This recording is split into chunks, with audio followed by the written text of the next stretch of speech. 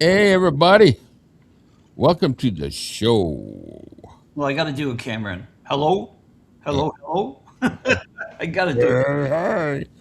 So Cameron's not going to be with us today. Watch the viewership go. Whoop. No, Cameron's not going to be here today because the brother of his friend that passed away came into town and is visiting with him. So he's spending the evening with him because he doesn't get the chance to do that. So he won't be there. And plus, and with him not being there, the radio show he won't make it. And to be honest with you, there'll be no radio show tonight.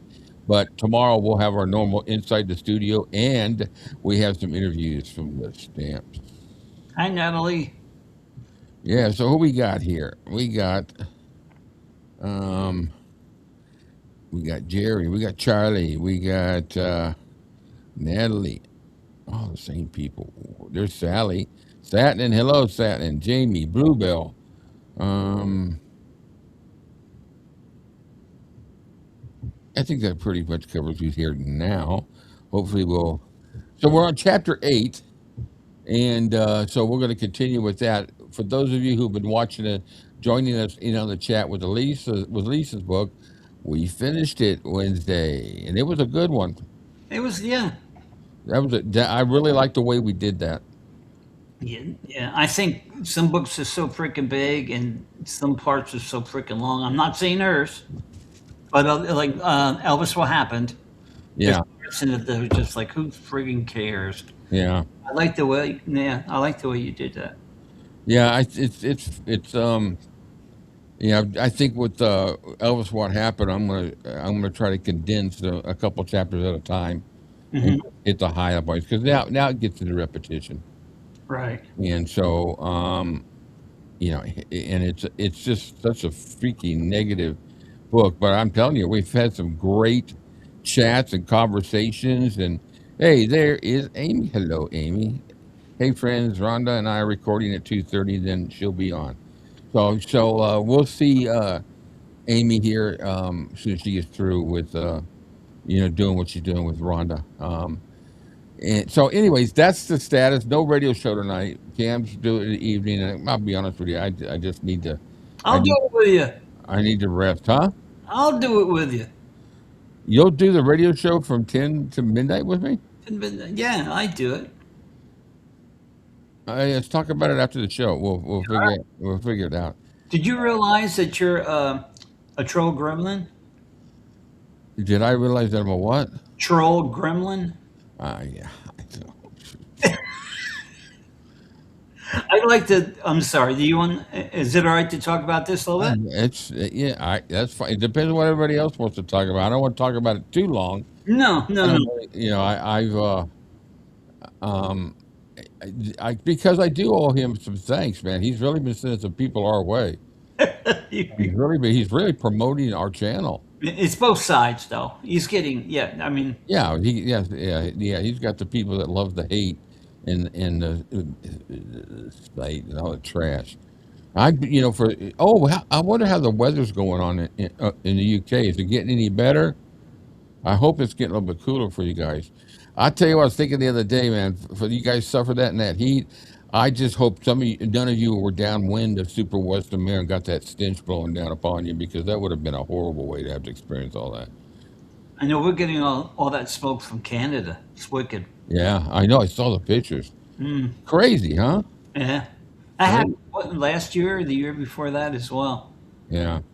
Yeah, I'd like to. What you were thinking about doing cups, coffee cups, and they did those mean gremlins. I just Yeah, thought, wow, yeah. We're gonna play around with that. yeah, that would be cool. The mean gremlins on one side, the nice gremlins on the other.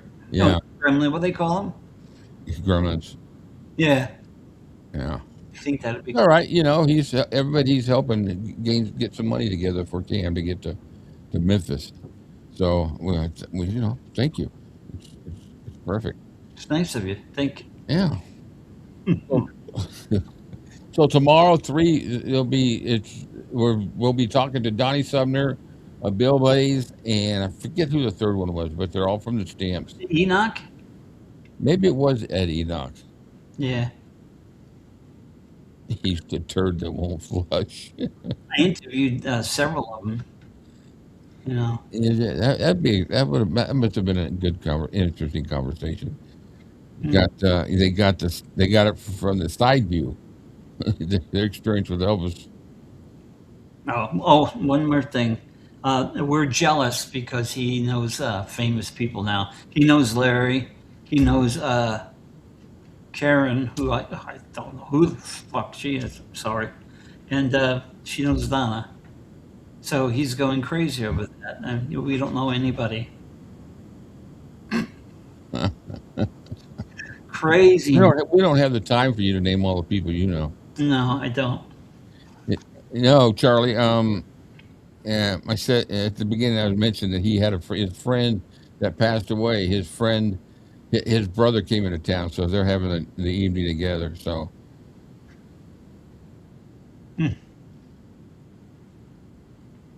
What are you reading? yeah, I'm reading, trying to read some of these comments. Yeah, Amy says she doesn't need the name drop. Yeah, you're right. Yeah, see, that's the truth about it all. What's the need for us to name, who we know? Yeah. See, I worry sometimes if I do that too much. Yeah, But what am I going to do? That's what I did. yeah. So I'll probably be interviewing Larry. So Oh, really? yeah, Ooh, it helps because he knows me. yeah, that'll be cool. Yeah, That'd be nice. yeah. Yeah, we'll have to start working on some more interviews. Yeah, some other ones. I got one coming up I can't discuss right now, but I'm psyched about. And um, then we got some other things going on. So uh, Amy says you don't at all, Joe. Rick, agree. I try not to. Yeah, I try not to. So I see Emma's in here too. So we're gonna move along with the book. When you guys want to chat, we'll chat. We'll talk. Amy will be joining us here when she gets done doing what with Rhonda. That ought to be interesting. I can't wait to hear what that's going to be about. They do. They do. I've been watching the Blanchard Tool videos that Rhonda's done. Because we're going to start Blanchard Tool in place of Lisa Marie's book that we were doing on Wednesdays. We're going to cover the case. I got the documentation or backup. I'm not going to be sharing that on screen. I'm going to be discussing it, and it's interesting. There's going to be some. We can't do the show without Cam though, because his reactions are going to be the highlight of it all. He's gonna hate. If it's possible, he's gonna hate Colonel Parker even more. And I don't know if that's possible. I used to collect Colonel Parker stuff. Did you really? Yeah. Don't look at me that way. Yeah, I did because I still believe that he is a part of the Elvis history. Well, yeah, of course he is. Yeah, good, bad, or ugly, he's still part of it. And there was some good, there was some bad, and there was some ugly. Well, I used to put stuff up, and I used to get emails. Same thing what you said. Why would you not? They would say, "Why do you collect him?" And he was a bum, and blah blah blah blah blah like that. But like I said, he is a part of Elvis's history. Yeah, they're probably the people that go and collect. They collect souvenirs from serial killers. These people that just love to collect that stuff. So, do you have like a box of old stogies? Well, I actually have one of the tips, but Okay, really? yeah. The one thing I got that's really interesting, he used to give gifts out to friends, and one of the gifts is like a desk picture, and it's shaped like like that. Yeah, One side's got that mean yeah. face you see all the time, and if you flip it around, you see a nice smile. Smiling. Yeah. Yeah. So basically, it's the double face. Like two clear crystal things on both sides, so you can see both. Yeah, Of it. kind Yeah, of a slight there, two faces. yeah. He also gave out two gifts, little bottle perfumes. I think one of them was like cow manure, cow urine smell, and I forget what the other one, mosquito something. I mean, Mm. maybe again too, but he used to give those gifts out. Yeah, well, the good I think he did was the 50s, Yeah. and the bad he did was from everything there, and it got ugly towards the 70s. His greed and his gambling habit, um, and it's just no clue of how to do anything, how to. He didn't know where to go. He Right. did. He got to a point where it should have been time to make a change because when it got to the movie parts and all that, he had no clue what he was fucking doing. Well, But the atmosphere of getting Elvis to be, I don't like to put it this way, but I think it sums it up. Elvis. I mean, the Colonel was a carny, and I think that's what it took to make Elvis as big because he knew how to play that carny game of selling Elvis. Think of it. I yeah, hate Elvis. I love Elvis. All this different, yeah, standing out in the parking lot, dressed himself, yeah, selling souvenirs, and that was big. And the biggest thing I think he did, was he didn't overexpose Elvis in the interview. realm of television and stuff like that. Yeah, you don't see him in interviews a lot, and yeah, And the concerts were short, just even to the end. The belief was leave them wanting more, that's right. and they did. That's the saddest thing when I saw them.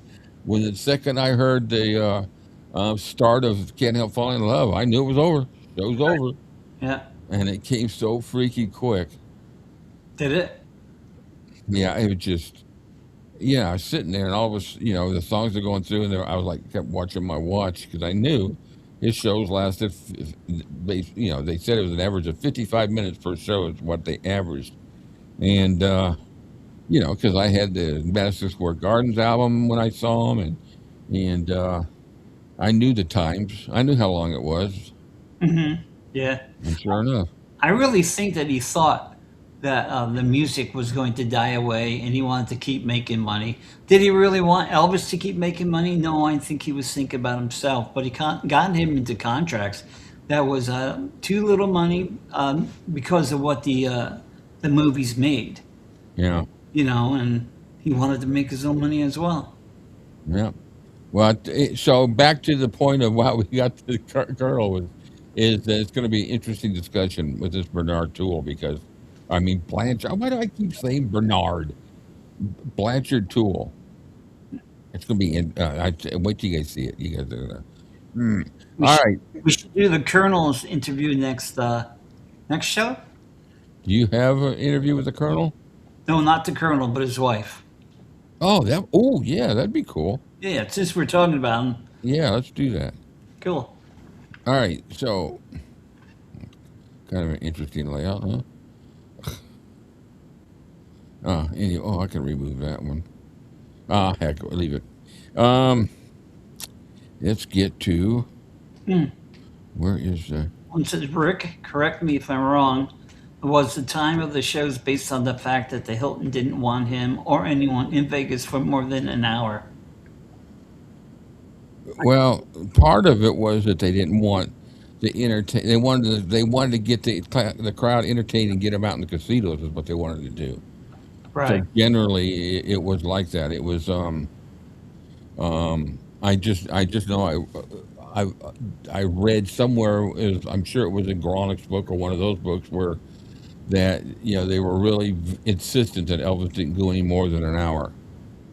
And plus, too, that got him. That also gave him the opportunity for the times that they wanted three shows Right. in one night. And of course, doing two shows in one night's a lot. Because when he's out on tour and he's doing two shows, he's doing one at 2:30, and it's not for another 6 hours, 7 hours later before he's doing the next one. We're in Vegas. The dinner show starts at 8:30 or 7:30 or something like that, and then midnight comes. He does the show, so you only got a 2 hour break, 3 hour break between them, and Just and then the Colonel scheduling freaking interviews in between. Sue McCaslin that I did the book with, she was there all the time. The one that I said that followed him right to the jet, Yeah. and she said she saw every show, and a lot of people did every show, all three. They Yeah. wouldn't even leave. They wouldn't even leave. They had tickets for the next show and then the next show. 3 shows a day they would see. Yeah. The majority of the 3 show nights were like on Labor Day. They were on holidays. They were at the end. They were usually close to closing engagements because he didn't really do a whole lot of 3 night ones compared to how many he did with just 2 a night. But the ones that were 3 a night were usually around an event, holiday event or something like that. I think every Labor Day weekend, which Labor Day was always on a Monday, I think Sunday's got 3 shows that on that night or one of the two. I'd have to look. But yeah, they wanted them out. They wanted to get them all drunk. They wanted them drinking, Yeah, partying, feeling good, rocked out by Elvis, and get out in the casino and start throwing that money around. yeah, That's exactly why they wanted Elvis there, because he was probably the he was.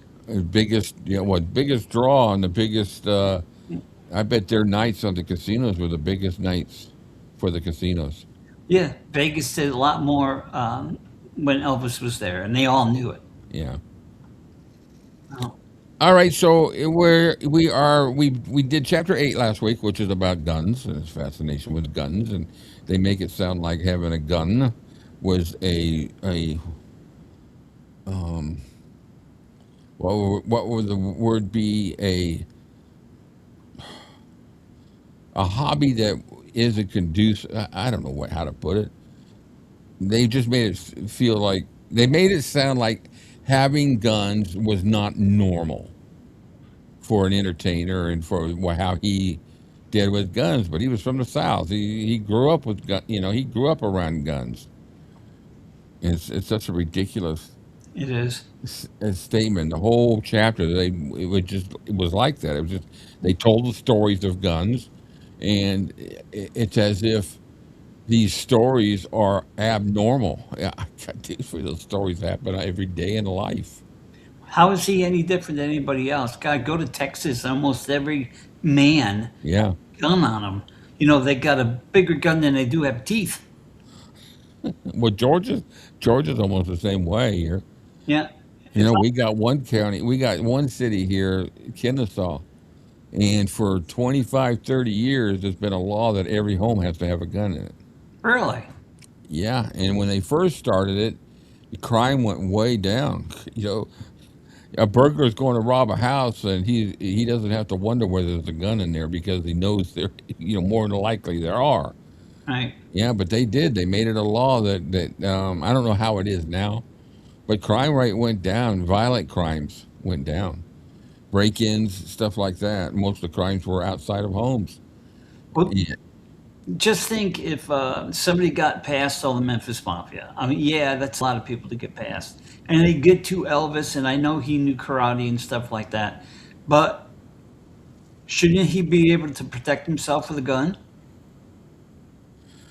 yeah, absolutely. Yeah. Yeah, that's why I have one. If I was mobile, I would have it on me. Yeah. Yeah. And it's because in here in Georgia, it's a concealed carry, so you can't have it shown. Um, but you don't have to. I could go buy a gun. I don't have to register or nothing here in Georgia. Really? Yeah, not here in Georgia. I think it's the same in Texas. Yeah. But Cool. here in Georgia, nope. The only way I would have to register or get a license is if I wanted to do an open carry, Right. which have it on my hip where people see it, All right. or it has to be shown. So if I wanted that license to do that, I would have to have it registered and all that. But other than that, it wasn't always like that. For a while, Georgia made you register, but it's been a few years back when they took away that now. And more states are going that route, as far as, you know, carrying and registering. And because it's one of your rights. Why do you have to register for a right? It is, and he had the right to carry as well. Yeah. And And he did more than one, a lot Blood of in times. his boot, and The whole armory on him. yeah, So, chapter 8, the chapter centers on Elvis's growing fascination with guns, risky behavior. Linda Thompson witnesses Elvis unexpectedly fire a gun inside the Las Vegas Hilton suite, shattering the sense of safety around them. The authors portray Elvis as treating firearms as symbols of power, control, and masculinity, rather than simply as hobbies. Elvis often reacted impulsively, minimizing the seriousness of dangerous incidents. Now, yeah, these aren't conclusions. These are just what the book is, what these guys are saying. This is their train of thought. So when we do these bullet points like that and review it, these are just the topics. These aren't like, well, at the end of the day, this is what happened. This is what it is. this is what they're selling. Yeah, this is what the three are selling. Yeah, Stories of Elvis shooting televisions are presented as emotional outbursts fueled by boredom and frustration rather than calculated acts. Well, I tell you, you live somewhere where okay. I'll take Grayson could be one, but I don't know. He was kind of in city limits, so I don't know what the laws were, but I'm sure Elvis got away with everything. But like where my father lived for the last 10, 15 years of his life, there was 40 acres there. It was up in the mountains of Tennessee. It was actually in the Smoky Mountains, and we used to go out there, and we'd be sitting around, and we'd go out there. He had a four-wheel drive, a quad, and a little trailer. In the trailer, we'd load up all the guns he had, all the ammo. He'd buy a bunch of ammo when he knew I was coming, and we'd go out in the woods, and we'd just freaking shoot, practice target shooting and all that. That's not anything about power or masculinity. That's freaking fun hobby, and Elvis, he had a firing range put in his backyard. He enjoyed shooting the guns. I'm just going to bring that up. Wasn't there a story about him shooting in the backyard? A couple of cops come and saying you got to tone it down with the guns, or I don't know if it was legal for him to do it with inside such and such limits. Yeah, that's what I was wondering. Yeah, and before they left, they started taking some shots with some of his guns. So Yeah, I think I would too. Like, yeah, sure. Only always, just don't tell anybody, it always made me wonder: are there any more bullets inside the walls or something? man. I'm sure those walls, they were padded walls, and I'm sure that those walls had all kinds of slugs in it. Well, they should let you and me and Cam and Amy go look. Take a metal detector, and Yeah, that thing would be going nuts before we even walked in. you have it all on video so somebody can't say I that's would not. bet. Well, they turned they. It, somebody tell me, is the shooting range still there? Yeah, Is it still there? yeah. Okay, because it was the racquetball cart they turned into part of the museums and exhibits and things like that. I think I hate it. all the gold, all the awards, and yeah. Yeah.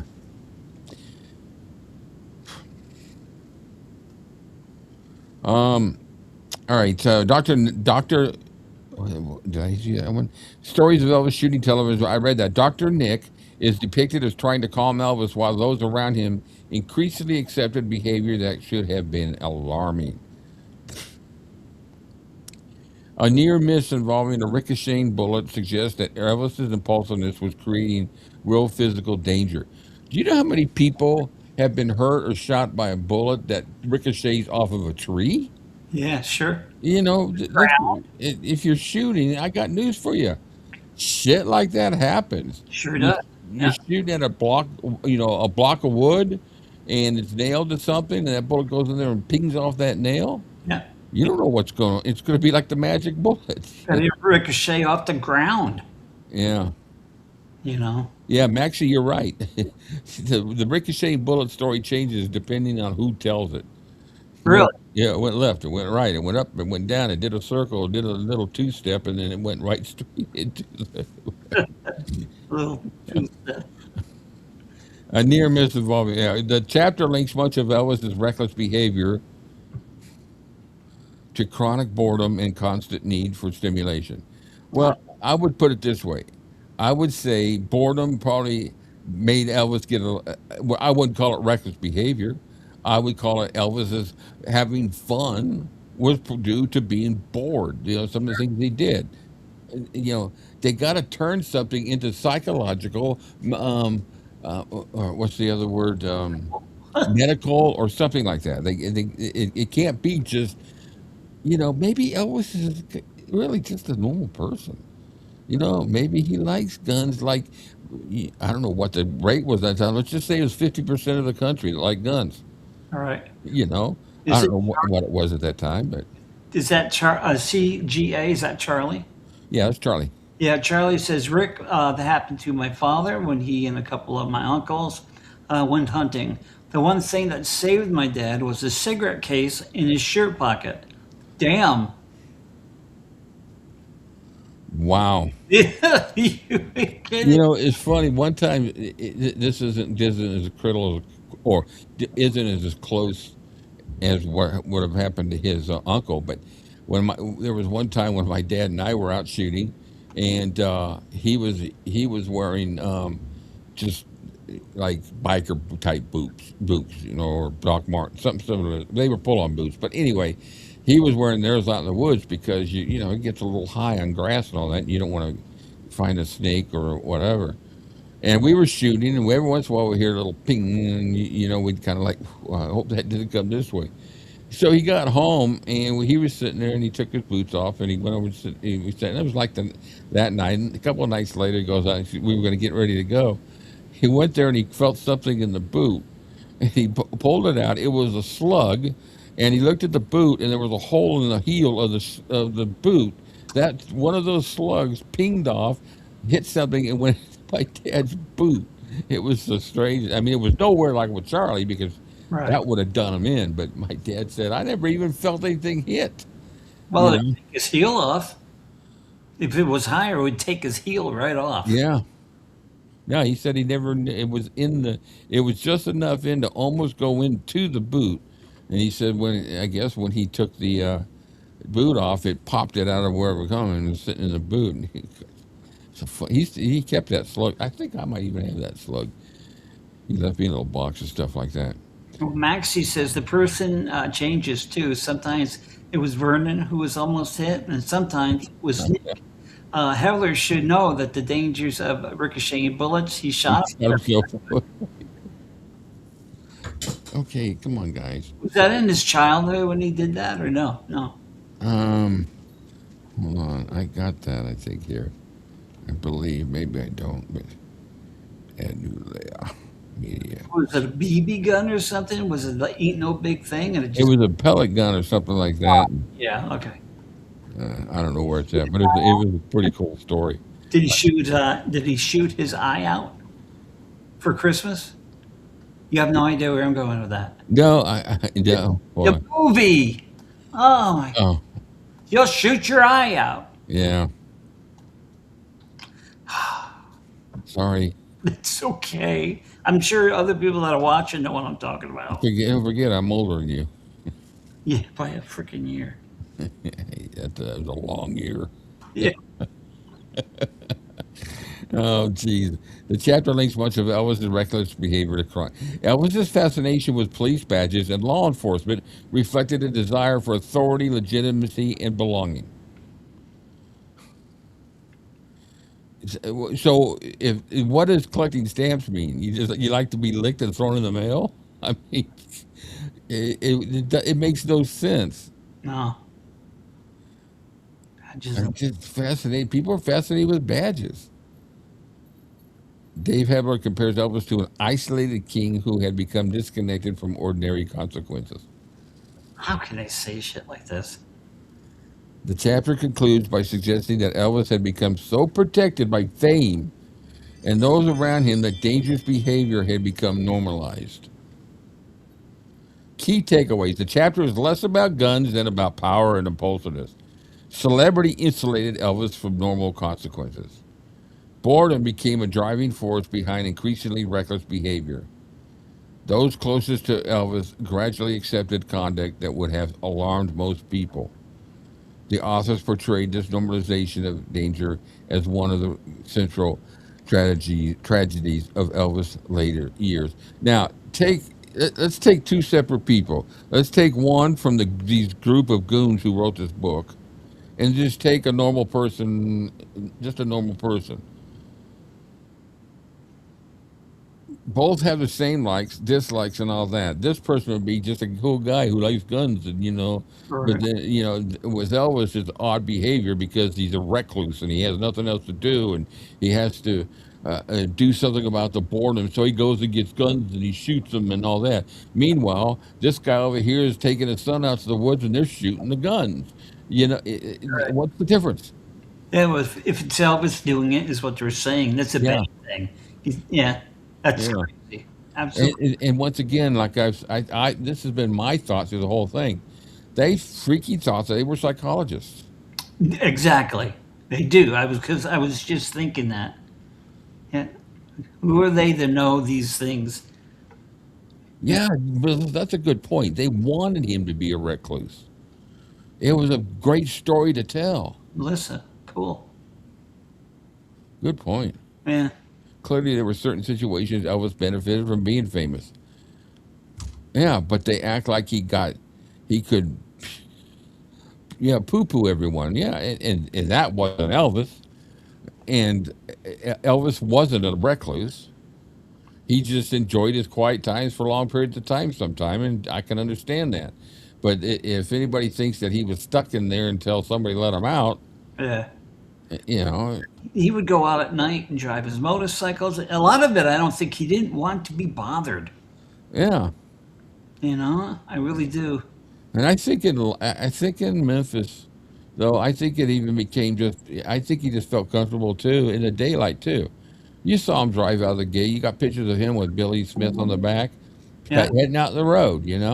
There were times when look at that one girl that died a few weeks ago. That was during the daytime. Was That It just it just because I grew up thinking that he was a recluse just because of what I read. right. Until I started doing this and studying and learning more about Elvis the man, because all I knew was Elvis the legend. And I'd read Elvis by Jerry Hopkins, and I read a couple other books. But it was after I read Peter Gronik's two books that I thought, wow. Because I'd read Elvis What Happened, but by that time I was to the point where it was just garbage Right. and didn't believe 90% of it. But when I read the Gronik books, even though some people, there's a lot of liberties taken in there and just questionable things, but as a whole, it put me in a different focus about Elvis, and I'm just thinking, wow, I'm just thinking this is not the man I always pictured in my mind. I just pictured Elvis as a guy who went on tour, enjoyed it, did movies, and then he'd go home and hold up the doors and not come out until it's time to go do another movie or tour. And there's people out there. Look at Howard Hughes. Look at Yeah. Sure. there's a bunch of them that live that way, but they made it themselves. It wasn't the career; it was them. That was the psychological ones. I agree.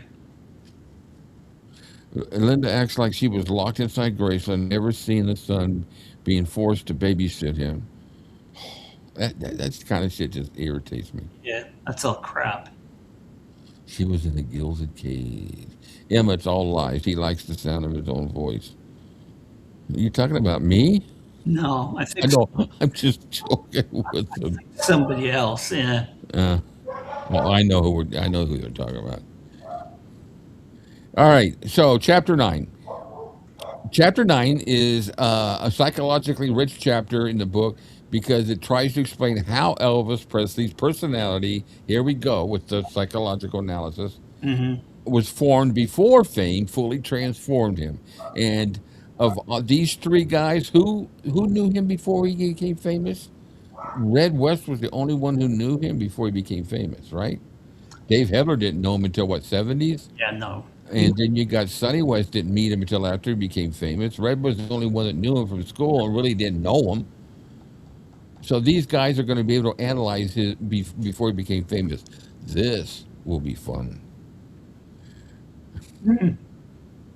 This chapter focuses heavily on immaturity, insecurity. I got to laugh with some of this stupid framing of Elvis. Emotional dependency, Gladys Presley's influence, Elvis's early ambition, loyalty, his growing relationship with Red West, the transition from awkward teenager to local phenomenon.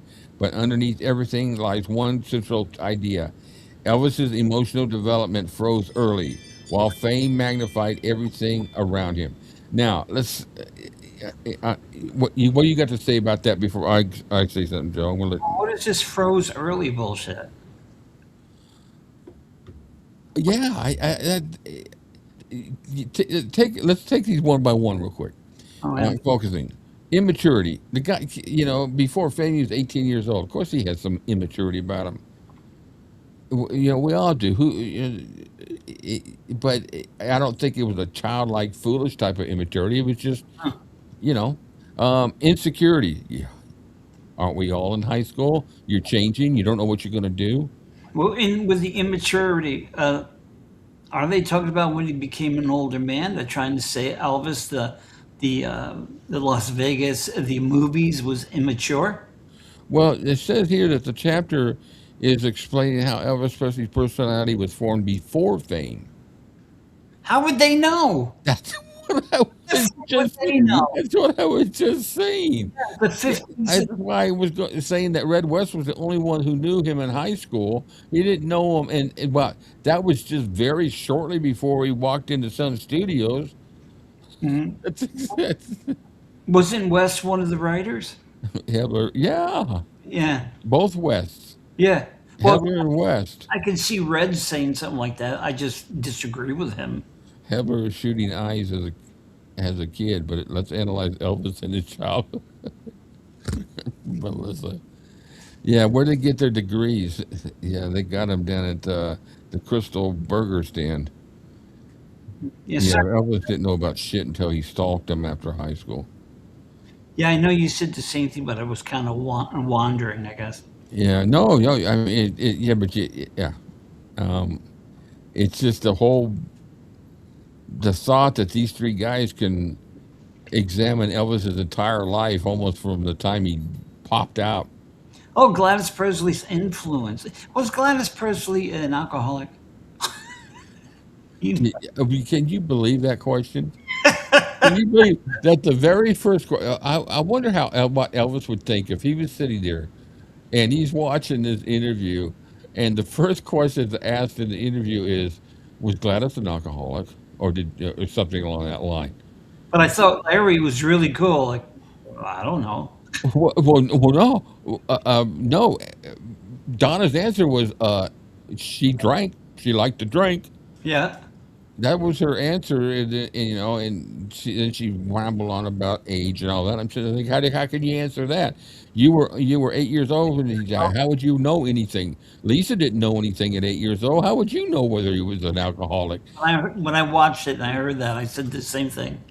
Yeah. Yeah, yeah. Cam is having a good evening with a friend of his that came in from out of town, so he's enjoying some time tonight. You're stuck with us. Sorry.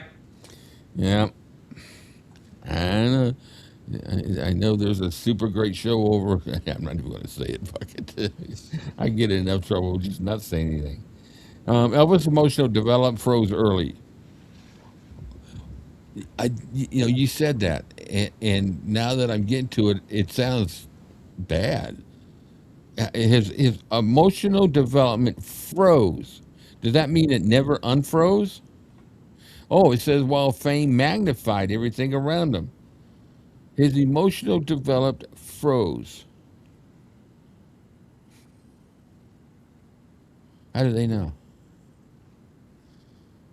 This may be the single most important psychological thesis in Elvis What Happened.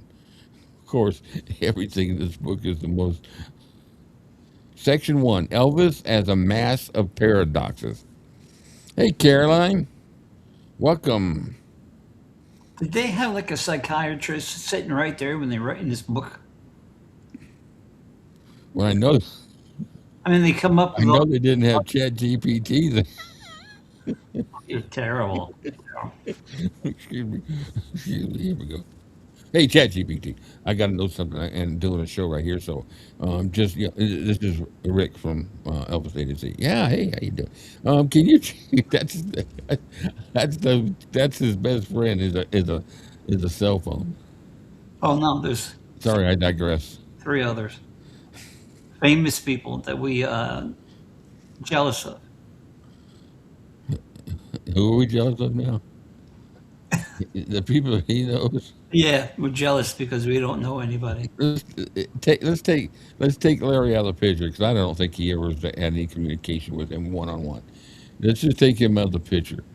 So the people he knows is is a criminal, All right, and who? and the other one is someone who spends the rest of her life making money off of Elvis. Yeah, and Those, who the hell those is? are the famous people he knows. How is Kathy famous? Every time he drops her name, I go, "Who the hell is Kathy?" Who's Kathy? I mean, You mean Karen? Karen. Who the hell is Like Karen? he's famous. He's famous. She's famous because he's famous. He's worldwide famous. The whole world knows him. Well, every time he says that, I say it to myself, "Who the hell is Kathy? How is she famous?" And you should be, you should drop the name constantly. Yeah, Melissa, that's exactly right. They were frat boys who just wanted to party and take from Elvis. The only psychological experience they had was, do I drink the light beer tonight or I drink the regular beer tonight? Do I use a needle or do I snort it? Regular beer. I'll take a lager, please. Come on, Amy, we're dying here. Oh, no, we're not. I'm not good when it comes to the book thing. You're doing fine. All right, fine. We're doing great. Okay. You're talking more than I am, which I'm glad of. Chapter opens. So okay, move right along, Rick. Chapter opens by describing Elvis as contradictory, generous yet selfish, emotionally needy yet controlling, immature yet charismatic, ambitious yet insecure. You know, the more I read this, the more pissed I get, and I to the point where, like what Cam says, I just want to go over there and just punch him one time, square in the nose. Yeah. You didn't get enough? I mean, generous yet selfish. How the hell do those two words even go together? He gives away cars and homes and motorcycles and horses, and he's selfish. I'm going to be real selfish today. I'm going to go get some cars away. Yeah, really. It's like it's such an asinine comment. Yeah. Yeah, Jerry says you're doing great, Joe. So you are. You're doing great. Melissa, I wonder if they thought how selfish that was. Yeah, exactly. When they were driving their new cars down the street. Yeah. That's a stupid statement. Yeah. This opening matters because, excuse me, the authors are no longer discussing isolated incidents. They're trying to define the core emotional architecture of Elvis. So by this point, they shared their little stories. Now they want to analyze it all and tell us all the final result. And they were gonna, and all they wanted to do was help him, man. That's Well, it. how was it they put it, man? We just want. I can't remember how they put it. We just wanted to help him, man. This book wasn't written out of what? Yeah, Sonny said in the same conference that it wasn't written out of bitterness, but then he said we didn't write it out of bitterness, right? Didn't he say that in that interview, that press conference? Something about it. The immaturity theory. One of the strongest recurring claims in the chapter is that Elvis never fully matured emotionally. How do they know this shit? This is their opinion. And yet they're more mature than he was. Yeah. Dave Hebler specifically argues Elvis became famous before adulthood stabilized him. Massive success, but he was an adult when he became famous. A young adult. Yeah. He wasn't a 10-year-old kid like the kids today, or childhood stars. Look at the history of where they wind up. How old was he when he started to, He was 18. that's what I thought he was. Yeah, That's, today I don't know what it was back then, but today that's a legal adult. That's that's a young adult. Sure, there's still more things to learn, and some maturity level can still keep growing, but that can happen to people all the way up to the 30s. God, if he only knew what his life was going to be like and how famous he was going to be, and God, if he only knew. Melissa says Sam Thompson says that everything in that book was true, and Marty says the same thing. Sam says that? That's what Melissa said. Really, Melissa? Well, I've never heard it. I've never heard Sam Thompson say that. I really haven't. He went. Sadness says he went into the army as a young man. However, he came out a full-blooded male. There was definitely a change in him. Sure. Well, with it'll make a man in of you, the military, but then also too, I expect a lot of change will come in with somebody that you get in the army, your mother dies, now you got to leave, and you don't, you got to mourn while in the military, Right. and then you're being taught to be a man. Back in those days, I don't know if the terminology would be proper to saying that he's a real man's man type of stuff. Screw that stuff. Maxie says David Hebler knew nothing about Elvis. He was a short-term employee, bitter because his gift potential was cut short. He wasn't there very long. How many years was he there? I Wasn't long. Chat? It was only like 4 years, wasn't it? Yeah, it wasn't long. Let's see.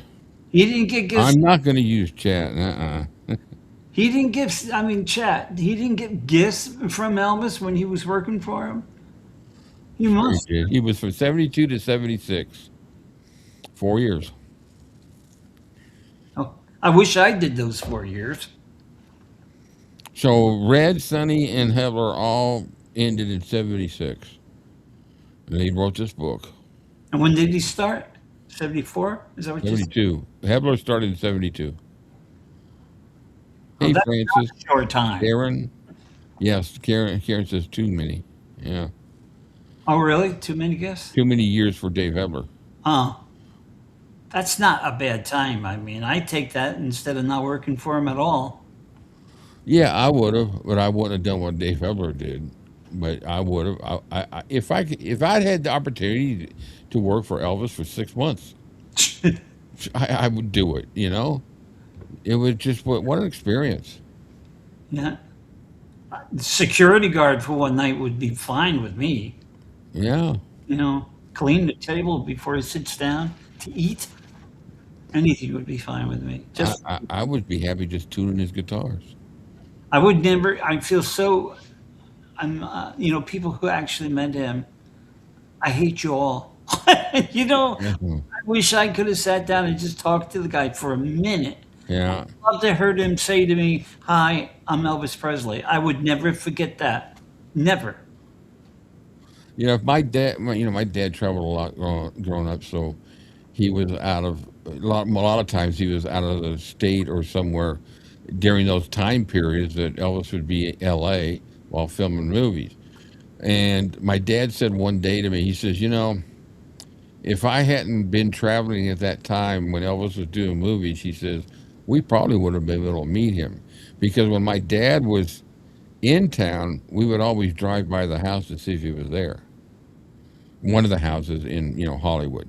Right. Yeah, we used to go there. And, we'd see the gates open sometimes. We'd sit there and watch. And, as we didn't have the internet and all that kind of stuff to know when he was in town or if he was there. And, I think, oh, you know what?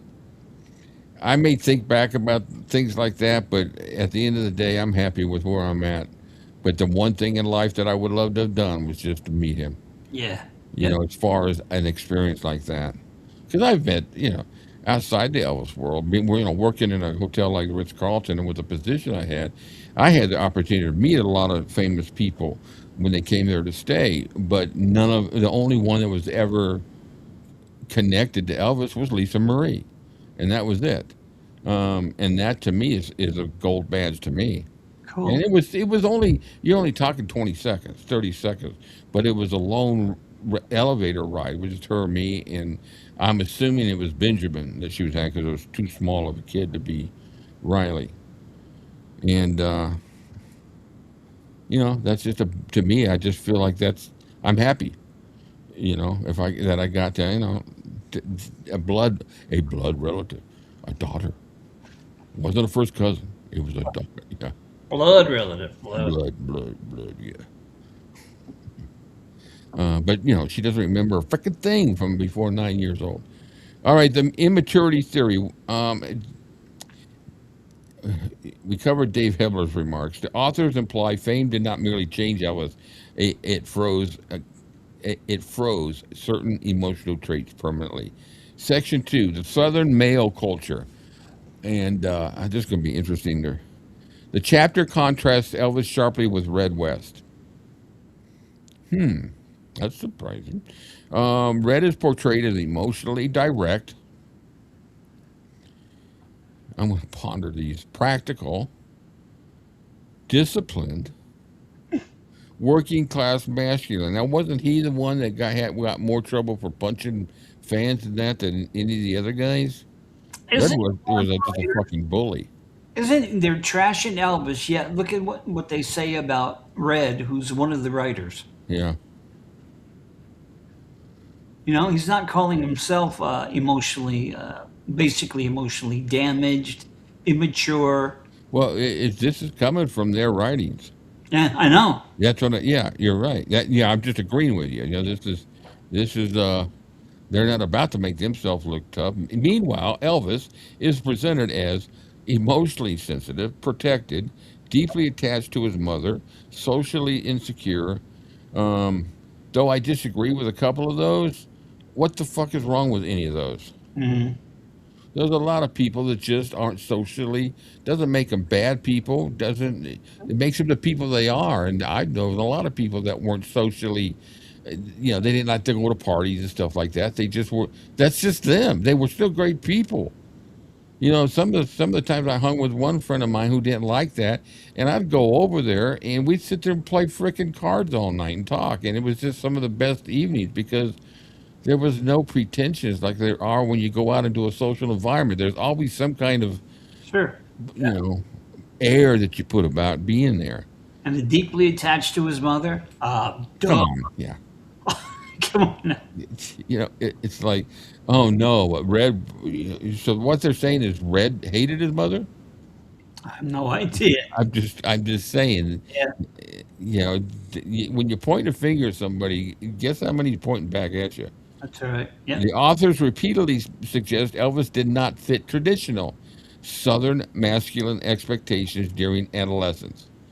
And once again, they weren't there during adolescence. See, they're not writing this shit. This is being written by somebody else. I'm sorry, but I don't think they had the brains to write this. Yeah. To write it this way. I absolutely believe that there was some rewriting by just Steve Dunleavy.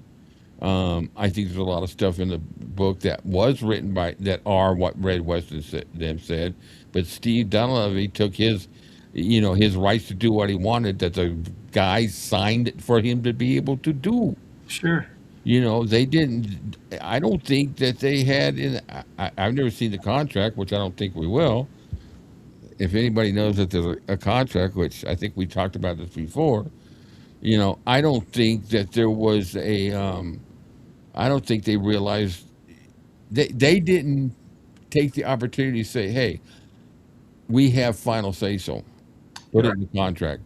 No, all they were concerned about was cha-ching. right. Yeah. I mean, I would never do that. You always have the right to look back at your book and see Yeah, if you screwed with it. yeah.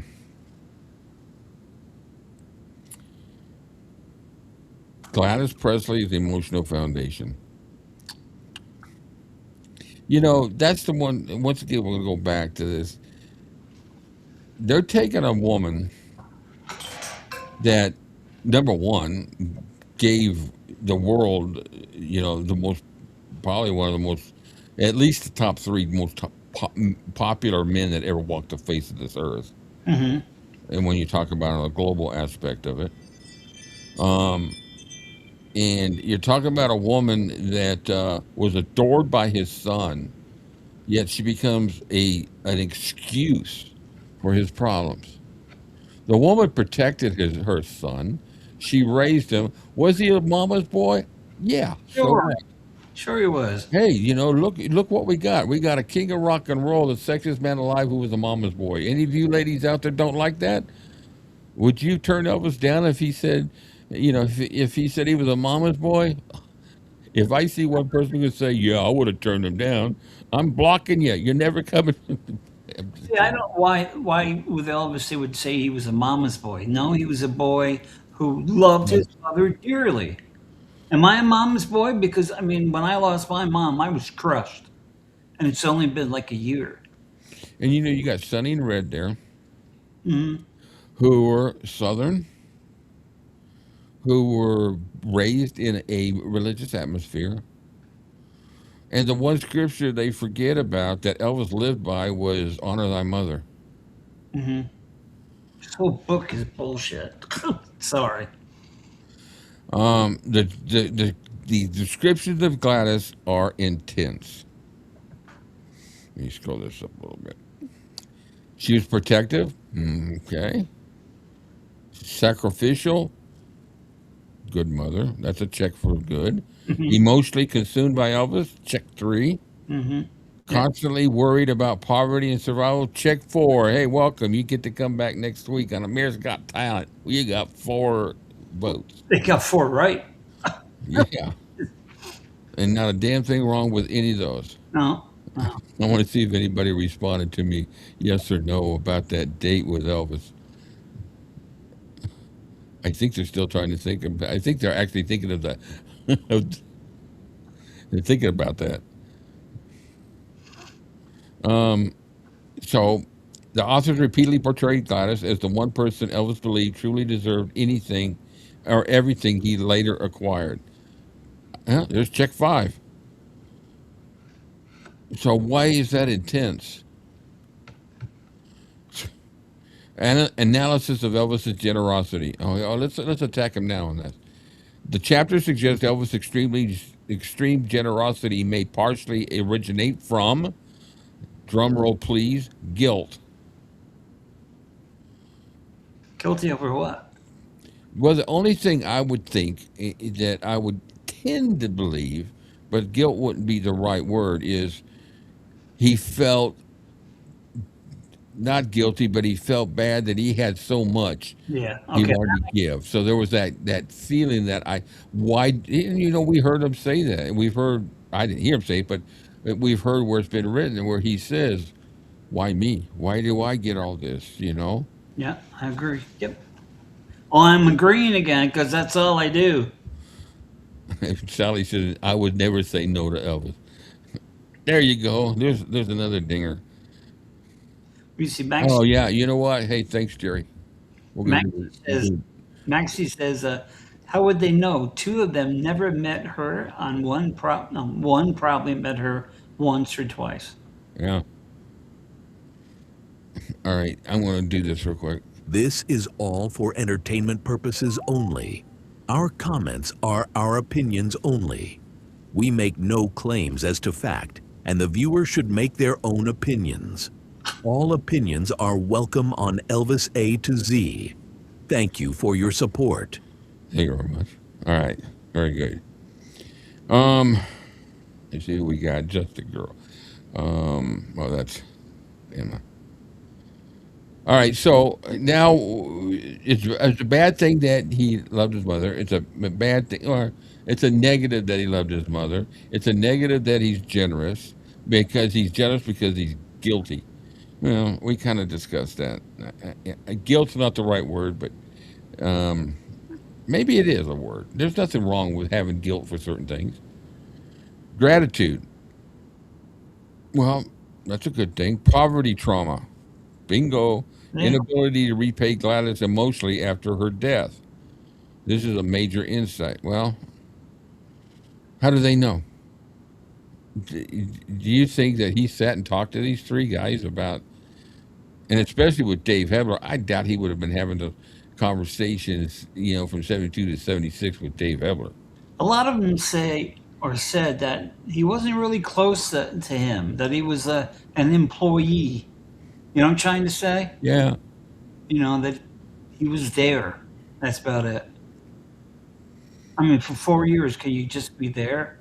I guess he was just not a real likable person. Yeah. This book is not fact, it's fiction made by idiots. Yep. Um, all right, I got to get back to let's do a few more, trying to catch up.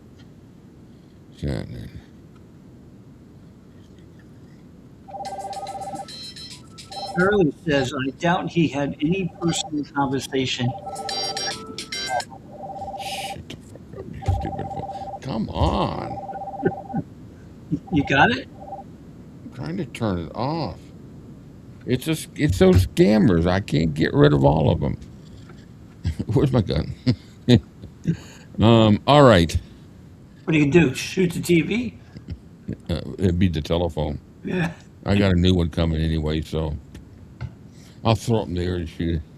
Kill a bird. Just joking.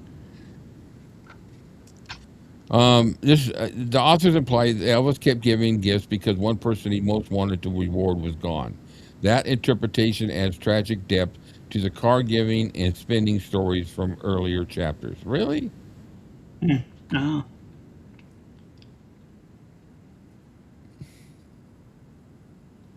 Elvis was giving before his mother died. Yeah. Oh, yeah. Yeah. Look at all the charities he was doing. We've seen all those pictures and the charity shows. And wasn't 𝗘𝗺𝘃 that July 4th show? That was a charity show, wasn't it? Yeah. Or I know he did one in 𝗘𝗺𝘃. He did two. Was it one during the day and he did one at night? Yeah, he did two shows that day. Yeah, when he wore that red velvet and that blue velvet shirt that Dave Hebler supposedly sold some guys that he had. Tag said made in Japan. Poverty and shame. This chapter repeatedly returns to poor housing, unstable finances, embarrassment, working class struggle. I don't find anything that Elvis in his life would have been embarrassed about. No. Do you think? I can't think of anything that I know about Elvis. I'm sure personally there were little things that embarrassed somebody, but as far as his life, he had no embarrassment about his upbringing. He had no embarrassment about anything. The only thing I would say that he probably might have been embarrassed was the freaking lousy movies he had to make towards the end. But an embarrassment, working class struggle. Well, that's not rare, even today.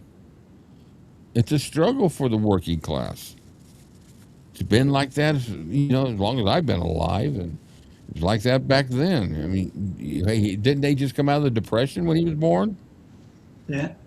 The descriptions of Gladys insisting they were not poor despite obvious hardship are psychologically revealing. Not being poor or not poor doesn't always reflect upon money. You can not have much money, but people are rich in, just there's a lot of things that could take away that pain of struggles when you have a close knit family and there's love in the family, and you don't have those type of problems. I don't know where I'm headed with this now. Yeah, but the description of Gladys insisting they were not poor, of course somebody's going to say that. Yeah. Who wants to say that we're poor, barely eating? I got to take in laundry. Who wants to, deny that? I think she was a very proud woman. Yeah. And so was Elvis. I think Vernon went through his stages. The emotional implication, poverty was not merely economic, it was tied to shame and identity. I think this becomes important because later Elvis surrounds himself with luxury, jewelry, cars, gifts, entourages, excess. The chapter suggests all of that traces back to childhood insecurity. There's a lot of people that go from rags to riches, using the term, that enjoy their riches when they get older. And they have every right to, because they know they're not going to be able to take it with them. If they can afford it, there's nothing wrong with, having gone through life and saying, finally I can get what I want and do what I want. What's wrong with that? Nothing. Nothing. Satin and Maxi, yes, and ripped off Oh, because it wasn't the shirt. It was some, yeah. Hebler. We're Yeah. talking about Hitler. Good old Hitler. I should have asked him about that when I was talking to him. I should have asked Hebler, Oh, but he probably would have hung up. yeah, I would imagine he would have hung up. Yeah. And the way he acted in that video, that documentary they made about it, Oh, yeah. He didn't give a shit if you could prove it that it was not the right shirt or not. He yeah, gotten the money and I'm done with this. yeah. That's what they all say, they don't want to have to deal with it, so they just say, I'm done with it. You know what gets me? Even Larry, there's some stories they just won't get into. It's like Larry when they were rude to Larry. You know that that showed even more how much I really like Larry, because his responses, though they edited him out for the new one, they took the one that made and embarrassed him. But guess who's got it? Um, I uploaded it to my Vimeo, the whole original one. So when there was two things. First of all, when they brought up about the defender, or was that one of the first one? What was it he started off with? Not Gladys, but They actually brought him up. no, they brought up about defending Elvis, Oh, all right. Yeah. and he goes, "What's that?" He didn't know. He doesn't know who Louis is, and Nah. it shows in that video. But the question that really showed Larry's how much he loved Elvis. But the one question that came up was about Riley. Why do you think Riley, Yeah. never, has looked into the history? And this is the one that they cut out. His response was, "How do you know? Yeah. How do you know she hasn't?" Yeah. And then one of the last things that Karen says is, "Well, who from?" Which she learned of. Yeah. Anyway, let's get off of that. So many things that. That'll create a new episode for him for tomorrow. So. Yeah, we can do that. Um, He knows Larry though. He talks to him. still got I still got the invitation out there, for him to, come on. Um, anyway, and then the first part of the interview with Joe Sins and Donna came out today. I started watching it and I shut it down. I thought this is going to make too many videos for me. There was lies right off the beginning that I could prove wrong. Anyways, this becomes important because later Elvis surrounds himself with. Get my mouse over here, guys. Um, oh, I said that, didn't I? The chapter suggests all of that traces back to childhood insecurity. Elvis as social outsider. One of the strongest sections discusses Elvis' inability to fully fit in socially at Hume's. The authors describe him as different, awkward, emotionally isolated, uncertain where he belonged. Yet Elvis also desperately wanted admiration, acceptance, recognition. This tension becomes central to the Elvis myth. So the authors describe him as different. Yeah, well, he was different. Sure was. Awkward? I don't think that's the right word. Different? I think I think that just ties in with different. Awkward? I don't see him as awkward. Awkward to me implies insecurities. For me, emotionally isolated. So maybe there was some things he didn't want to talk about. That's right. Uncertain where he belonged. I think Elvis knew where he belonged. I know that he questioned a lot. Why me? Yeah. But he knew where he belonged. Yet Elvis also desperately wanted admiration, acceptance, and recognition. Let's look at some of the comments here. Elvis had a place where he belonged. They didn't. They relied on him. Yeah. Oh, that's a great point. Great point, Maxie. Elvis had a place where he belonged. He knew where he belonged. It was the guys that didn't know where they belonged. They didn't have their own place. That's a really good point, Maxie. It's going back a little bit, but Charlie says, I thought Larry did a very good job with deflecting from their nonsense. He did really, and you could tell he got irritated too a few times. Yeah, he did.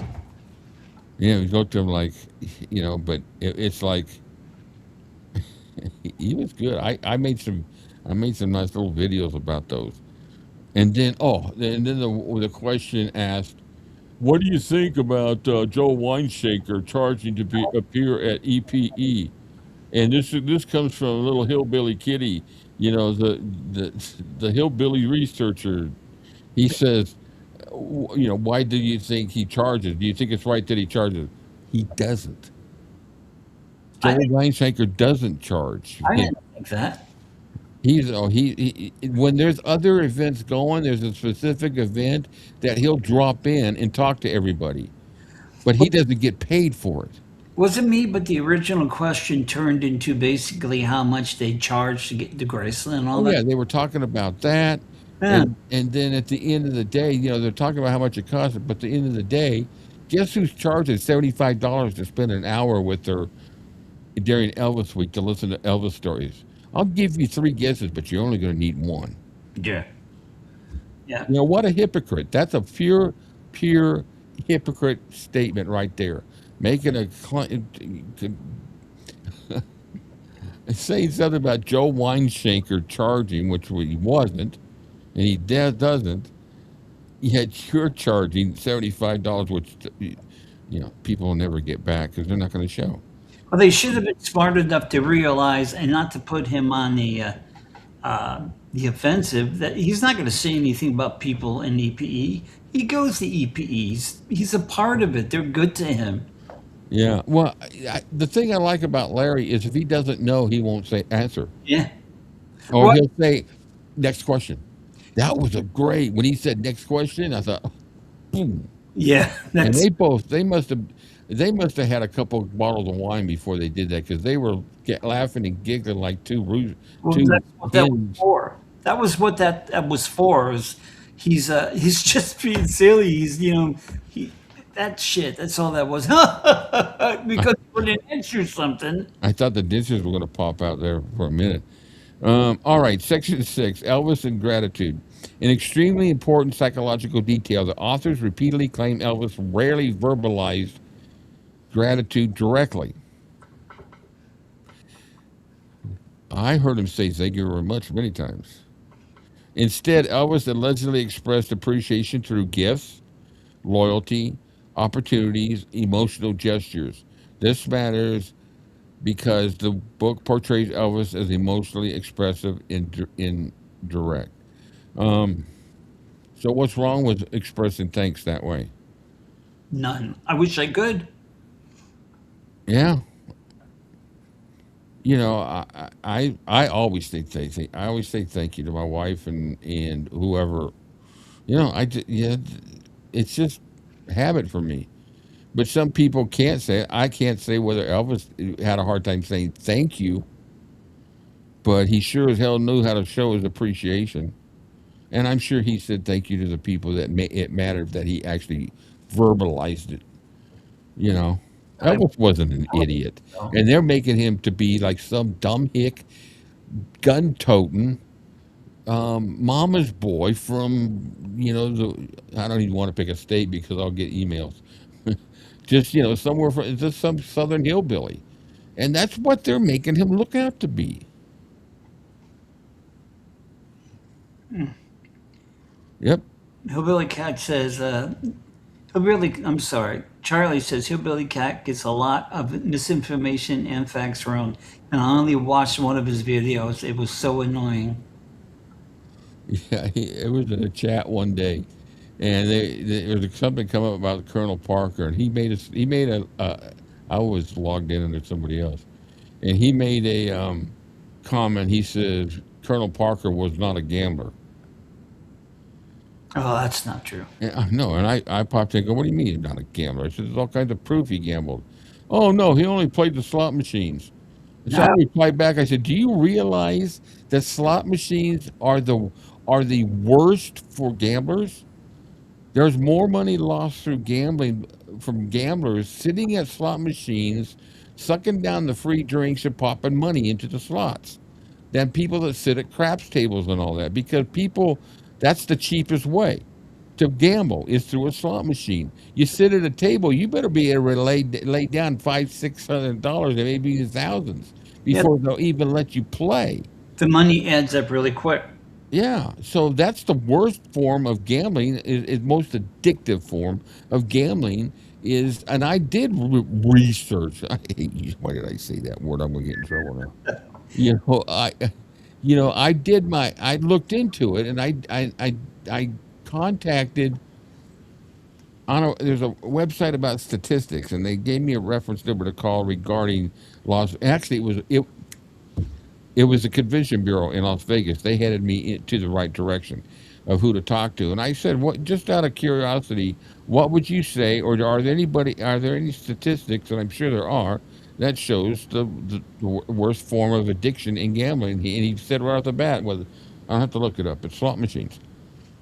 And I think it was Sonny that said to me how he went out several times, and he did it to a bunch of the other guys too. He'd be out there betting on the wheel, Yeah. Oh yeah. and he didn't like being alone. He didn't like gambling alone. The colonel didn't. Yeah. He would give them several $1,000s so they could play too.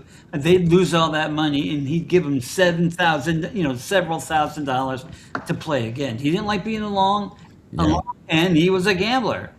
He was a Yeah, gambler. it was right then and there. I go, no, this guy's a blithering idiot. There's videotapes of him. His wife's got. There's a video that I watched. It was made in from Holland. It was Dutch, and I had it dubbed into English. And there's an interview with his wife, and in the background is him sitting at a slot machine, just gambling away. And so if you're an Elvis fan and you don't know that Parker was a gambler, you're not an Elvis. You're just an Elvis enthusiast. If you ever noticed though, I mean, he had a lot of money, but he didn't really show it. I mean, his house, he had this little blue house with a swimming pool in the back, and it was nothing like you think he would be living in. He really didn't show it. Yeah, Guess it all went into gambling. yeah. Anyway, I think we covered enough of Hillbilly. I addressed him in the video that I did about Weinshanker. Isn't it something that how Elvis and now Parker needed them all at all times? Couldn't ever be alone. Yeah, yeah, it is. They were, when they were fired in '76, so he did survive pretty well without him for that last year. All That right. might have said something. The authors repeatedly imply Elvis struggled with direct emotional communication. So what if he did? It's not because of him being. It's not because of him being famous. It's not because of drugs. Because he would have been that way when he was younger. Right. I just think. I don't think it's the way that they describe it or to the extent, but I would say, just to guess, that majority of people have some form of emotional, of being able to communicate emotions to other people. It may be on the level like I can only talk to these people about it, or I can talk to close friends. It's different levels of it. What's wrong with having? They put it in wording makes it look bad, but when you put it in the words, yeah, he was a little shy. He really didn't feel like he really couldn't communicate his internal emotions. That just sounds like somebody who's But I don't agree with that anyways. Well, I know he was a little shy, Yeah. even being who he was and what he had done, and he was a little shy. I mean, I'm a little shy, believe it or not. I'm a little shy. Motion detected at your back door. Okay, thank you. Did you hear that? Yeah. I better turn my. I had my phone on. That's what you heard. Well, look and see if what's at your back door. That's my son. Okay. Well, just a girl says, that's what I find so funny in reality. He's just as much of a buffoon. Never mind. As the pretender. Oh yeah, he is. He is. And he, it's just he gets attention. He thinks he's going to get more subscribers from Louis. I did. All right, the rise of confidence by late 54 and 55, which none of them knew him, except for Red. The chapter shows Elvis beginning to change. Better clothes, growing confidence, local popularity, girls reacting strongly, stage power emerging. So I'm thinking, okay, these guys weren't with him during that period of time, but they're probably reflecting back, and they knew the time period, and they, for somehow, their psychological powers are so strong that they're able to go back in time and insert themselves into Elvis's psyche and figure how he was. What do they know? That makes sense? I guess not. What?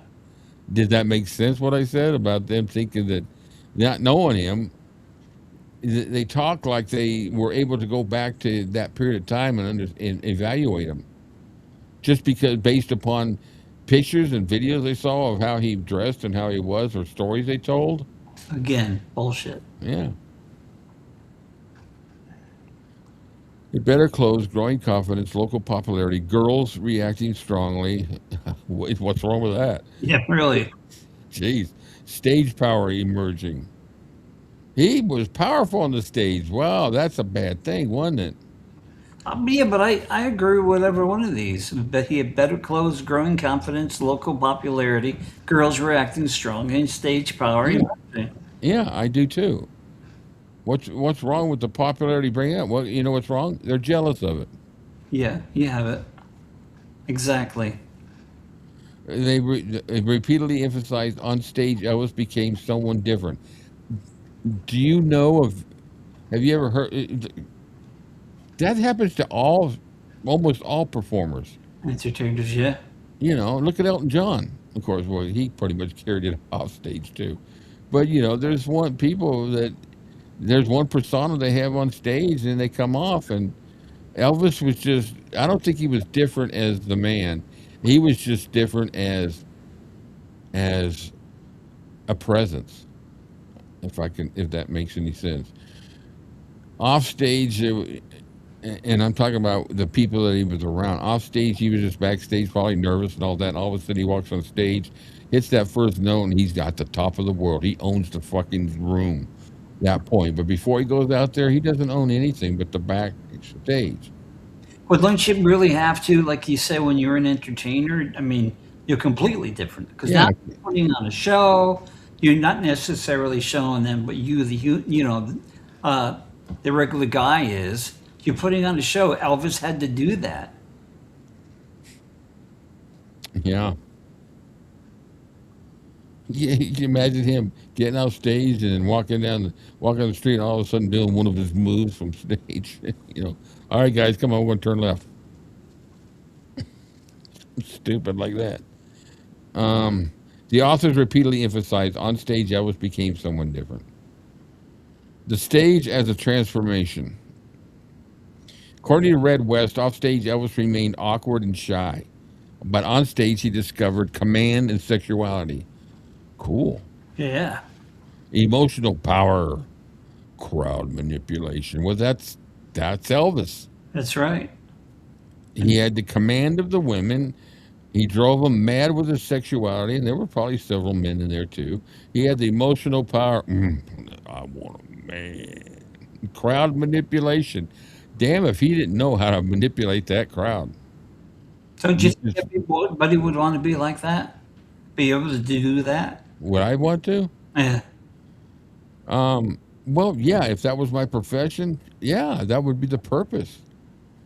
But there's nobody that ever matched it. But I'll take the sexuality at that age. They can have the emotional power. Oh, maybe I'm going to get in trouble here. The chapter portrays stage performance almost like psychological liberation. There's that word again, psychological. For perhaps the first time in his life, Elvis could control how people reacted to him, Hey, Ed. and that's part of the act. And that was part of Elvis. It wasn't just an act for him. It was in he. The one thing I will say about Elvis, I don't think he had an ego, but he knew the power he had Sure. around women, but there was no arrogance, no obnoxiousness about it. There was for lack of a better term, a charming personality about it. It's like that. It's like in the no, this is on stage you would consider, but in the movie Epic, everybody knows what scene I'm talking about. When he's going to the audience and he kisses the girl, and he does that little glance back at the camera, All and right. you get that little freaky smirk on his face. I'm sure that kind of expression happened a lot outside off stage, Sure. hanging around, and I'm sure. he was absolutely lying about when he started traveling with Elvis. Oh, Red West. Um, Really? did Red West travel with? Did he travel with him before in the 50s? Who traveled with Elvis in the 50s? Did Red West travel with him? I think he was there when he was quite young. Who was it? I know that, of course, outside the band, outside the three guys. Yes, Maxie said yes. Okay, thank you, Maxie. I read this. We're going through this book, and I have. She loved. Yeah, that was a great expression one, and I thought it was cool. Um, I forgot what I was going to say now. The girls and the fights. The chapter repeatedly describes women reacting intensely to Elvis, male jealousy, fights after shows, violence surrounding performances. Okay. Okay, that comes with the job of what Elvis was doing. You don't get up on stage, wiggle your ass and every other part within that region in front of women on stage, and not expect a man to get jealous. Or the guy that's sitting right next to the girl who's just about, well, you know where I'm headed. Fights after shows. Yeah, the guys hang around till afterwards to beat the shit out of them. Well, the jealousy, just go out at that time and buy I Hate Elvis pin. Yeah, and that's those are the things that made Colonel, who he was, and were the good things. Yeah. I always hated the thought of it being a carnival atmosphere, but the theory of it, the actual process was perfect for Elvis. And in some forms, he used some of that with Eddie Arnold. Oh, yeah. Because he made Eddie Arnold one of the biggest names country singers. Well, Elvis hated the way he made it like that. But he also said, the Colonel knows what he's doing. Yeah. And I'll say the day that the Colonel ended knowing what he was doing was 1958. The day Elvis stepped on that train to head to Germany. Oh, yeah. I think that's when it ended, because even though he did sign, he was already in the movie industry. He got him in, he did good with those four movies. They were really good. And when he came back, there were a couple of good ones and other ones splattered in between. But he, Parker didn't know how to, by that point, it was the dollar at the end of the show. Who cares about the songs and the script and everything else if he's getting his $1 million pay per movie or whatever it wound up being for the show, the movies? That's all he cared anymore. Yeah, but I also think that Blue Hawaii killed him.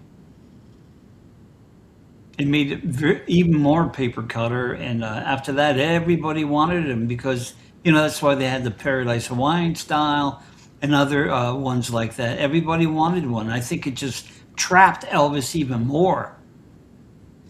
It'd be one thing if that's what Elvis went to Hollywood to do, and do those, beach blanket bingo type and that Funicello and Right. Frankie Avalon movies. Elvis would have been fantastic at that if that's all it was he wanted to do and did, and hopefully would have gotten a better because Elvis made him money, but the those weren't what his movies were about. It was the cookie cutter stuff. Blue Hawaii was the pattern. And Right. then they just tweaked it from there. Of course, there were some nice ones in between, Wild in the Country, Flaming Star, that kind of, really took off the edge. But I'd say after, after Tickle Me, I'm not Tickle Me, Follow That Dream, it just went, downhill. Right. Well, Elvis wanted to be an actor. He didn't want to be a goof. I mean, it's just, And he would have done a good one. yeah, a really good actor. I think with Parker wasn't able to look at the long haul. He was looking at the moment. Yeah. I don't think he was a planner. I don't think he could look at the big picture and say, all right, well, it's just for example, say the story. I don't know what the real facts are about A Star Is Born, but Elvis wasn't being offered top billing, and probably paid less. But Parker was a fool by not realizing by taking that contract would have opened doors where he would have been the top billing. He would have gotten, and any awards he would have gotten would have just made it. He wasn't smart enough to think ahead. Everything was okay. Now let's sign it. Let's book a tour real quick down the eastern seaboard again. Well, the top billing and being paid for less, do we really know that? Or is that something that's just, No, that's why I said, I don't know what the real facts are. Who turned it down? Some say, well, Elvis turned it down because it's just all different stories. If somebody knows the real story, I've just heard different ones. Barbara Streisand wanted top billing. She didn't, and she wouldn't even take. Or that she offered, double billing. Was a both, which to me was just stupid, anyways. But that was all ego. The money offer I don't think was there because she was going to be the highest paid in that movie, which I would agree with. It was her movie. It was her production working with, was it John Peters or whoever it was that did the movie. Um, but no, whoever turned it down, I think it was the Colonel got all over him. Elvis should have had dramatic rules lined up when he came out of the army. Look Yeah. at, yeah, well, yeah, because was it West Side Story that came out after or before he went in the army? West Side Story was like 1960 or something, wasn't it? Great, I great. can't remember. I was too young. I don't remember shit after before I turned 9, and I was 2 then, so I sure hell don't remember a damn thing then. I don't remember anything now. Yeah. All right. The material is important because it marks the birth of Elvis hysteria. The author suggests neither Elvis nor the South fully understood what was happening. Well, no shit. It was a one of a kind. It was the first time, Hmm. especially in the Bible Belt. You got this guy. Can you imagine? I can imagine the thoughts that people were going through when they first time. They heard about Elvis coming around. If they didn't go see him, they didn't know what he was really like. But that first time when he walked out on the Tony Dorsey show and he went national on TV, can you? I bet you people on the West Coast could hear wherever that was filmed. I think it was in New York, but wherever it was filmed, the other coast felt the movement of the earth that night. They had to have, Yeah. and he went out there, did shake, rattle, and roll, and flip, flop, and fly, and I got so many women I don't know which way to jump. I mean, can you imagine that in the Southern Belt? What did he just say? Yeah. Or shake, rattle, and roll with that, wearing that dress, the sun shining through. I could see, he could see what's underneath the skirt. The parents must have been choking on their fried chicken that night. I always liked the radio station. No more rock and roll will Oh be yeah, played on this station. Always loved it. yeah. We're breaking records this week. Literally breaking them. That's a good one. Charlie, he would be amazing as Tony. You know what? The movies. Not only that, the role that Tony Curtis played in what was the movie with Sidney Poitier? The Defiant Ones. Never watched it. They broke out of prison. Of course, it's black and white, and it's set in the South, and they're handcuffed to each other. They break out of prison, and you're talking at a time period where racism was very strong. You gotta see it. That's one of the best frickin' and from what I understand, he had an opportunity for that movie, and that one movie won Oscars. Rick, 1961, 1961. I forget what I asked now. 1961. See, I'm freaking old. I'm sorry, Emma. Remind me what that was about. Um, I know. I remember. I was looking for a question. Oh, West Side Story. Thank you. The movie we're talking about. I think he would have been good at that. I think he would have been good in Midnight Cowboy. He was off. He had a chance for that movie. Really? Yeah, and that won Academy Awards. He had a chance in True Grit to play the Glenn Campbell role with John Wayne. Wouldn't you have been cool to see Elvis and John Wayne on the same screen? Can you imagine? I bet It was cool seeing him with Ricky Nelson. they would have made. They would have put more music in it. I think.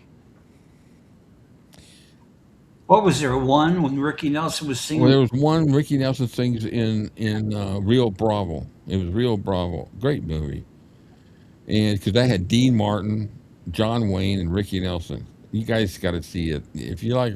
Even if you don't like westerns, I love John Wayne. So, but you just think about the ones that were out there that had whether he was ever offered them or not.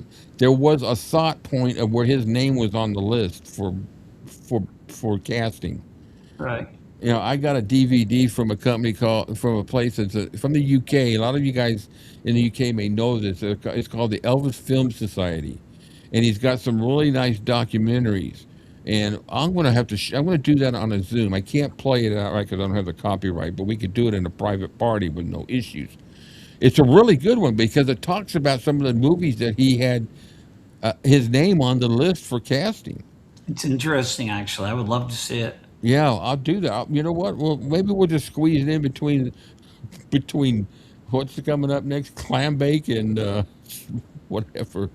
Plan, bake. Yeah, Don't have yeah, it's a good one. Let's do that. The next Zoom we're gonna play. Oh, maybe I'll just throw another Zoom in there. It's only an hour.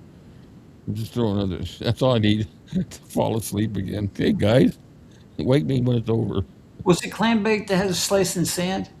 No, that's Blue Hawaii. Oh, yeah. Well, either way, Hey Kathleen. I hate that song.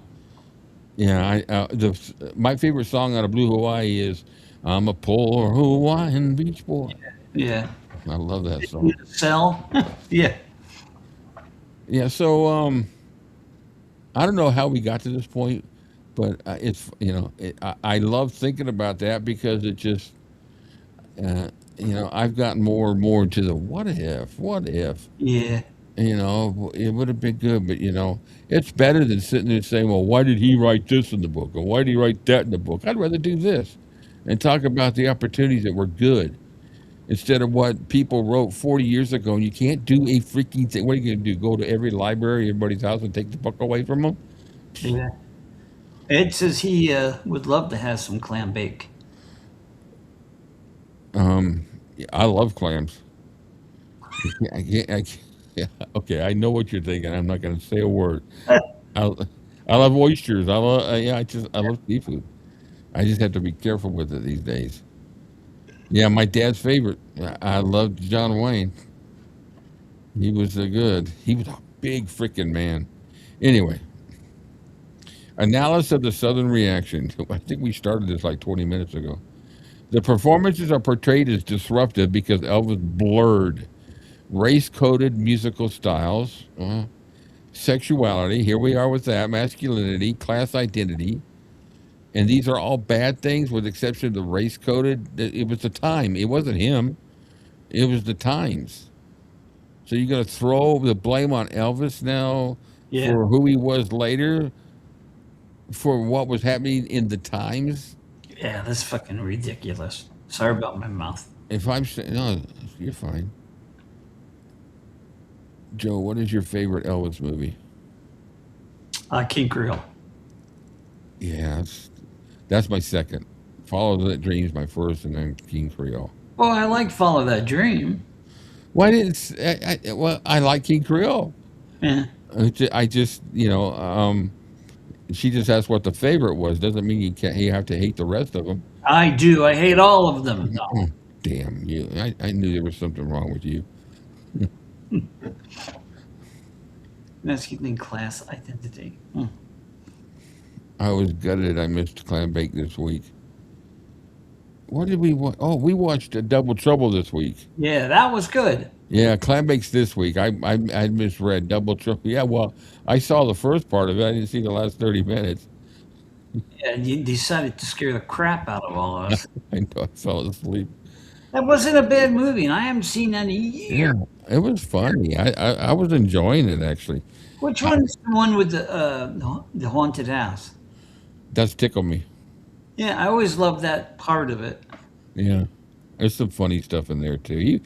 I tell you what, he would have done a great comedies, too. Yeah. He just had that. He had that comedy sense. He had the perfect sense of timing with things. All right, where we at? This book doesn't.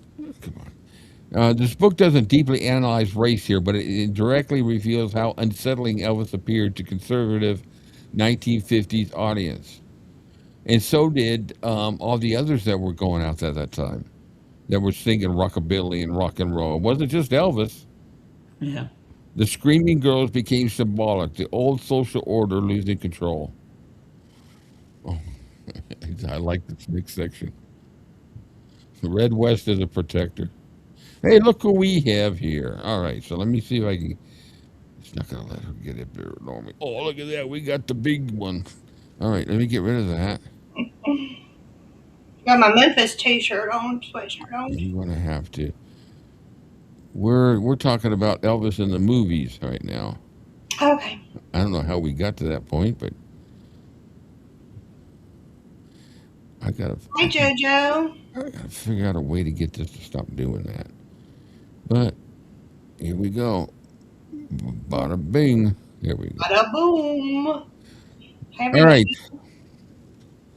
I don't know what you've heard.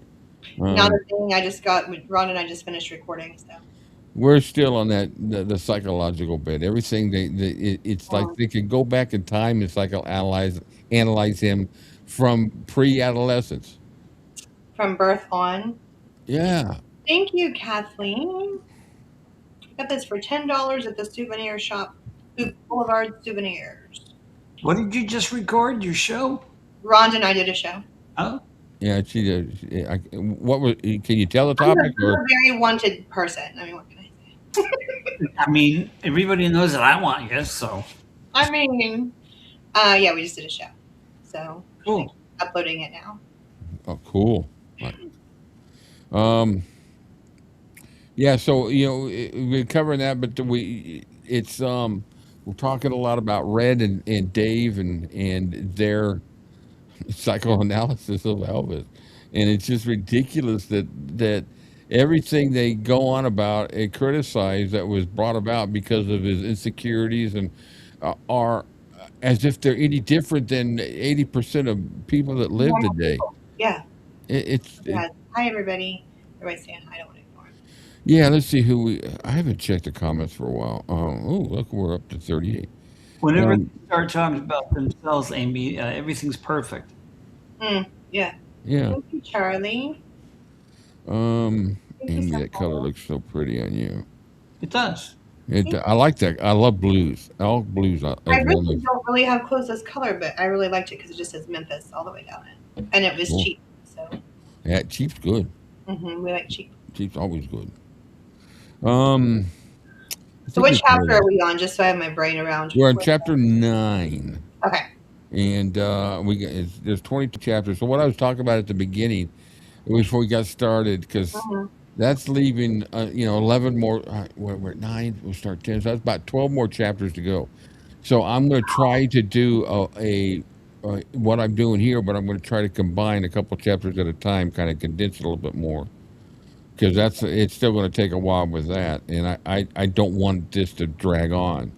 Yeah. So I think the basic part, which they've talked about all the little stories, and they've talked about all the different events, the shooting, the bullet, the girl, all of it from the very beginning. Now they're talking about why did that all happen, Yeah.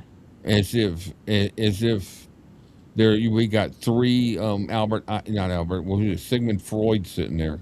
Yeah. Oh, did we talk about the magic bullet that went Yeah, through we talked about 14 different walls, and Talking how he's immature, so am I. shy. Yeah. I'm yeah. shy. Joe, Believe you're, it, Joe, you're so shy. I wish you wouldn't be shy. I am shy. It's painful to watch him. He's so freaking. I know. Maybe one day we can drag him out of his shell. I'm open. No, I'm open down here. But Same. Yeah, same. camera and microphone in between us. Yeah. You ever see me in Memphis? I'm gonna get some soap opera music and start playing in the background. Oh, yeah. All right, so let's talk about Red West as a protector. Here we go. Oh, for God's sakes. Let me get a drink. Cutting of the hair. Actually, you know what? That's a good point. My mouth's getting dry. Because it's clear doesn't mean it's water. We might as well. I couldn't find my bottle of moonshine because I'm supposed to be drunk right now, but I know you drink on every show, Rick. you ran out of corn, man. Well, I'm not eating, so Mm, I usually eat during the show. yeah. At least you're not shaving.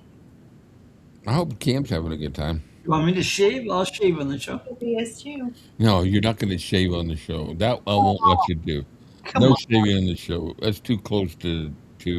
How about casting myself? How's that? Would that go over? Huh? Okay, you can shave yourself. Okay, you can shave. Yeah, you can shave. Go ahead. I think I'll pass on the catheter. Now I got a freaking image that I'm not going to get rid of. That's, Well, you know we got to go off the rails for a minute. that's not the kind of catheter I have. So Okay. Okay, good. Still the image is there. Red West is protector. This chapter strongly develops Red West's role. Red becomes the protector, the fighter, the companion, the stabilizer. The fight scenes are important symbolically. So Superman. Dun, dun, dun, dun, dun, why do dun. people think Red was this big, tall, tough? Yeah, yeah. Yeah. Big Red West. Guy. I think there was probably a reason why he was the one that got his ass kicked in the movies.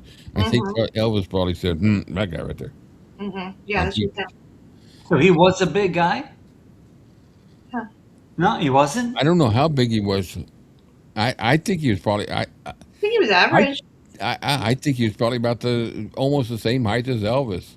Yeah, I mean, he put some. When I met him, obviously, I was a teenager, and he put some weight on, but Yeah. it didn't feel to me like now standing like around Sam Thompson or Dick Grove. They're taller, bigger Yeah. guy. I mean, they're tall, but I didn't get that sense from Red. Like, oh my God. God, you would think the way they pushed him and all that all these years that he was this big, burly, John Wayne-sized dude. Nope. Mm. Yeah, he was shorter than Elvis. Yeah. He was shorter than Elvis. Mhm. Wow. So Yeah. Kathleen, Cam is his friend Jacques that passed away a few months ago. His brother came into town unexpectedly today, and Cam messaged me and said he was going to spend the evening with him. So, That's good. That's so sweet. they're out. Yeah, I hope he's having a good time. I'm not going to do a radio show tonight, and it's not because Cam's not there. It's just like, guys, it's been a crazy week this week for me. So I want to just go ahead and take, because I want to do the 2 shows tomorrow. Has it been crazy? I feel like this week has been crazy for like there's something in the air this week. Yes. Yeah, yeah, it's just different. Everything's off kilter. Everything's I'm falling asleep, and it's not just because I was tired. I just need to rest. So I'm gonna do that tonight. But everything else will be there. I'm doing the replay this week. It's a really good replay of Inside the Studio. It's Wearing That Love Done Look. It's Power of Love and Rubbernecking. Nice. So 3 great songs. So that'll be good. And then we're doing the interviews tomorrow, and it's 3 of the stamps. It's Donnie, Bill, and I think Ed Enoch. So so that'll be about an hour's worth of interviews because they're short interviews. So it'll be a nice positive. We don't have to listen to Marty and Sonny and all them, And Dean. Miserable. Joe, did you interview people? I didn't know. Who? What? You. I didn't know you interviewed people. Are you a famous interviewer? We got to step because we don't know anybody and stuff. I think I'm going to create at the opening credits that we do the shows. It's going to open up and go with like the Star Wars theme going up like this, and it's going to name everybody that Joe knows. We know Joe knows this and this. Just Everybody that you've ever met in the Elvis world or talked to or messaged. and then I'll throw in the middle minute 5 minutes later and have the thing still scrolling. You know what you do? You put some of them up, then we do the show, and at the end we go, etc. Yeah. Continued. Yeah. Part 2. I mean, I agree that the majority of them are dead now, but I'm also 66. Yeah. Yeah. Well, his never mind. It's been almost, Who's Karen? They got 1 foot in the grave. 49 years since we lost Elvis. Of course, a lot of them are going to be gone. Yeah. He keeps dropping, Karen's name, and I keep going, "Who the hell is Karen?" I know. Nobody wants to know Karen. Huh? Nobody wants to know Karen. I know these 3 celebrities: Donna, Karen, and now he knows Larry really good. He does. Oh, don't forget Ginger. Oh yeah, my God! Which really freaking surprises me that she would affiliate herself with the likes of that. Yeah, I still wonder how far that really goes, but I haven't watched all the stuff that he puts out there. Now take Larry out of the picture, which I don't think there's ever been any communication between the two because of the way he answered that question about I didn't know who Louis was.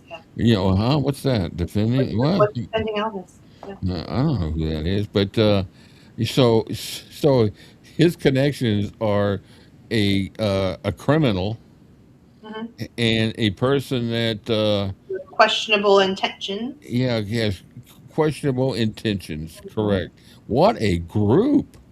Oh my God! Motley Crue, baby. I wish Call them the 3 Pooges. Oh, don't forget Mindy Miller. Why? It's the That one. Yeah, I know we all like to, but yeah. All right, here we go. I love your interview. The authors repeatedly show Red physically defending Elvis while Elvis remains emotionally vulnerable. Oh, for God's sake. This reinforces the book's largest narrative. Did Memphis Mafia form partly because Elvis needed emotional and physical protection? Oh my God. No, they formed because they all showed up and wouldn't leave. They all showed up because they knew where their golden goose was. Maxie, where was Red at the service station? Elvis handled that on his own and won. Yeah. And the night at the fair with June Juanico, Red was having a chip with somebody, and Elvis just walked back and Really? talked him in the face. Yeah. Decked them, huh? Mm-hmm. Oh, that's cool, Ed. 51 years ago today, he saw Elvis. That's really cool, Ed. Yeah, where was Red at the service station? That's good. Emotional damage, if you know. Elvis in danger. Oh, I don't have any music for that, do I? I think I had a James Bond here at one time. That would have been perfect. Oh, I know what I'll do. There you go. Oh, so The Final Nightclub. That was Elvis's favorite. One of Elvis's favorite actors, wasn't it? Peter Sellers. yeah. Yeah. The final nightclub riot story is crucial. The atmosphere becomes chaotic, fights, bottles, crowds, panic. Elvis continuing to perform through violence. This foreshadows later chapters where chaos increasingly surrounds Elvis's world. Okay. But also, he didn't run off scared like a little you know what. He Yeah, kept performing. kind of like some people do when a drug gets like it. I've never heard that story about him punching some guy out like that. Why don't we hear more stories like that? You got to read June Juanico's book. I think I sent it to Rick at some point and was like, I was looking for something else, and I was like, see right here? Yeah. Yeah, that I really want to read that book again. Oh, it's such a good book. Is she still doing interviews?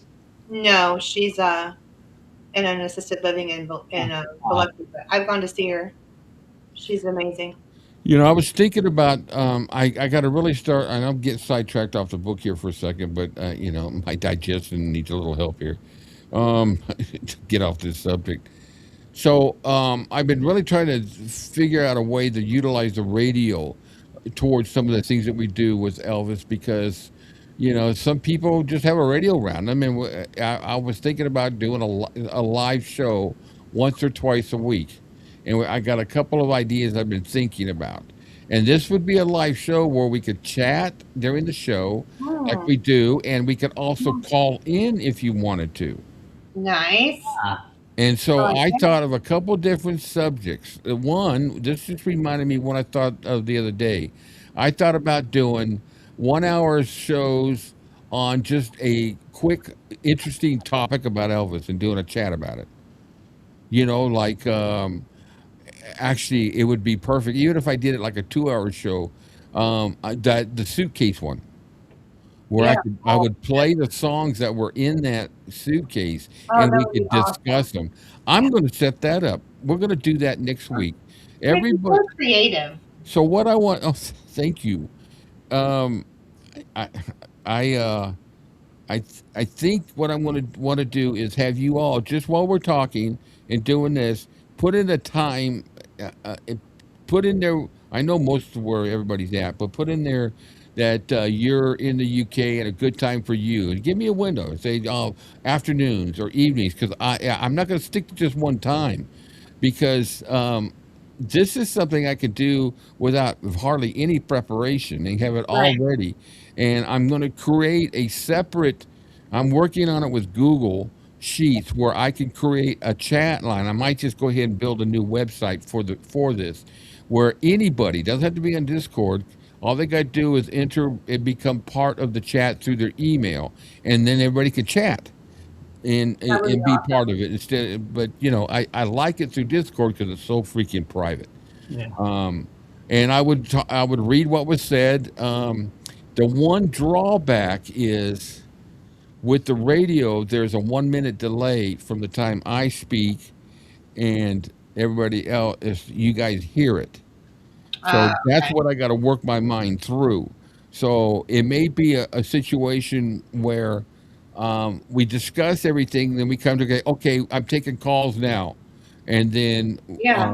a minute will go by before anything comes through. But I'm just going to continue the show. What do Okay. y'all think about that? Would you I guys? think that would be awesome. Yeah, I think Yeah, that I would think be it's really cool. awesome. Let me tell you And something quick, Maxie. The service station store is famous. He ended up in court. I do remember that one. Yeah, yeah. A little bitch. Sorry. All right. So if I did, so the UK is 5 hours ahead of us. Central Europe is 6 hours. I have to just focus more on the UK and the United States because the radio station only broadcasts to the UK, Canada, the United States, and Mexico because they have the copyright licensing. So it'll be limited to them. But here's the caveat about that. If you got a VPN, now Firefox you get a free VPN with. You could Oh, log into the United States and you'll be able to listen to it on your computer or your phone, wherever you got your VPN. But having taken calls and having people, but I want to do that. I think it'd be cool to do it on the radio where I can actually play the songs that he had in this suitcase, and we could tell that the would be awesome. story. I'll read the story. I'll tell you all about it, and we could just have a fun chat. We don't have to be limited to directly right at 1 hour. We could do it. But I'd like to do that as a series because I really need to start getting some more listeners, because I do pay a lot for the radio show, but I love doing it, especially the gospel show and the Friday night show. But I want to add more stuff. And here's the other idea I have for a radio show. I have to think of the name of it, but it's going to relate to a discussion of the week about, how do I put it? How would I put that, Amy? A discussion about the weekly dealings of a moron. Also, it could be like a class action lawsuit, like if you've ever been victimized by. Ooh, that's a good idea. We could discuss how it's all private. Nobody would ever know, but it's a place to vent. There we call it the Blue Moon Vent. Yeah, the vent room. Yeah. I thought it was going to be a radio show about my sexual escapades. Yeah, well, that's only a 10-minute ad, so we'll just throw them. We'll have more airtime to fill. I mean, Great comeback. Yeah. Are those days getting shorter and shorter? We have help for you. Send in $10 and we'll fuck you and not give you anything. Oh, you got me going. My gummy's kicking in now. So you guys let me know. I'll put out some information. I don't know how to get a hold of everybody, because not everybody. What would be a good one? Well, just YouTube. I just put the information there on my posts in YouTube. If you subscribe and you hit notifications, you'll get the notification for everything. I'm going to create a separate chat eventually, so that anybody outside of Discord, and I'll have to change it completely to one form or another, but at least it wouldn't be just kept to just Discord. So if you're interested, Joe, no pickle talk. Oh, gee. Pickle. You gotta let it happen organically. Huh? So you gotta let it happen like organically. Yeah, it's got to be a funny thing. It's gotta pop up. Yeah, it was hilarious. What she said. Yeah. All right. You know what? You can't handle the truth. There you go. Do those come through too loud? Yeah. Okay.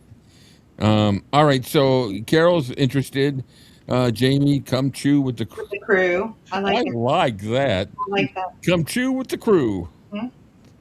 That is nice. Okay. So give me, what's today? Friday. I got to get everything ready for this weekend. So let me put something together, and I'll do a rollout the next week. That gives me a chance to establish a chat and all the particulars, and I'll probably just do a trial run. I'll just say, hey, I'm going to go live here, come in, call in, and let's try the call line and all that. And then we'll go from there. I think it'd be fun. Yeah, it'd be awesome. Yeah. Everybody will want to talk to Amy. No. Yes. Ooh. I'm thinking about doing like a live one day a week and doing like a ask Amy segment. Yeah, that would be good. That's a great idea. Everybody who messages me stuff all the time, like, just come and then we'll just talk. Yeah. That's a great idea. Do you know? Ask me anything. Do you know anybody famous that will email you? I'm world famous now. Mm-hmm. Are you? Yeah, they know me in Hong Kong. They know me in China. They know me in Russia. They know me at Alcatraz Island. No. I want to be famous one day. I'm infamous. I think I've passed that point. All right. All right, I think we're just about done with this chapter. So the strongest elements, the strongest parts: emotional psychology, Gladys's influence, poverty themes, Elvis insecurity, stage transformation, early crowd reactions, Red-West relationship dynamics. Now you tell me, the only thing that I consider in there as being a negative is just the Red-West relationship. Emotional psychology, everybody has some form of emotions that they deal with sometime. And maybe it's not all the time, but we all have a level, Oh yeah. for lack of a better term, a breaking point that will bring us to tears. Gladys's influence. Well, of course. Jeez, Absolutely. Why would she not? We're all in. The hand that rocks the cradle is the hand that rules the world. And they brought that up several times with his relationship with his mom. and they make it sound like all these things are just what made him Yeah. be who he was as far as a drug addict. And, we just want to help him, man. You know? You have a man. I always love that statement. Crazy. Yeah. The weakest elements, the weaker aspects, exact dialogue, embellished fight scenes, emotionally dramatized interpretation, mythologizing. I don't even ask me. Yeah. Mythologizing. The mythical Yeah. rise of Elvis. How's that? Yeah, there we go. Steve Dunleavy's dramatic style remains highly visible. Steve Dunleavy, his style is all through this book. Yeah, he's very dramatic. There's probably only one other man I know that's as dramatic as Steve. I can't remember what embellished fight scenes they're talking about, other than whatever some of those incidents that happened that they made it sound. The urinal scene and Here I come to save the day on Red West, Mighty Mouse. For you younger ones. Great cartoons. It was. The real message of chapter 9. The chapter is ultimately about emotional formation, and I'm going to stop when I get to a really negative thing. Arrested development. I never really understood what that means. I never really thought about what does arrested development mean. it means like you're kind of frozen in time at one stage of your. Oh, it did mention that. Yeah. Okay. Thanks. Insecurity transformed into charisma. Tell me what's bad about that. You're a shy. I look at insecurity as being shy. Elvis had a shyness about him, and stage brought it out. He was still nervous before every show. Yeah. He even talked about that during, that's the way it is, and I always talked about it. And when he'd already been performing for every show, yeah. The authors are arguing the superstar personality was built on top of loneliness, poverty, maternal attachment, insecurity, emotional sensitivity. So you're telling me his upbringing of being poor and being lonely at times, being attached to his mother, feeling insecure at times, emotional sensitivity is a bad thing? How many times have they said this basically in the book? Yeah. Yeah, they wanted to paint him like a weak little bitch. I mean, I'm sorry, they did. Because they were insecure. That's perfect. That's exactly what insecure people do. They have to tear other people down. Thanks, Maxie. Yeah, that makes sense. Doing.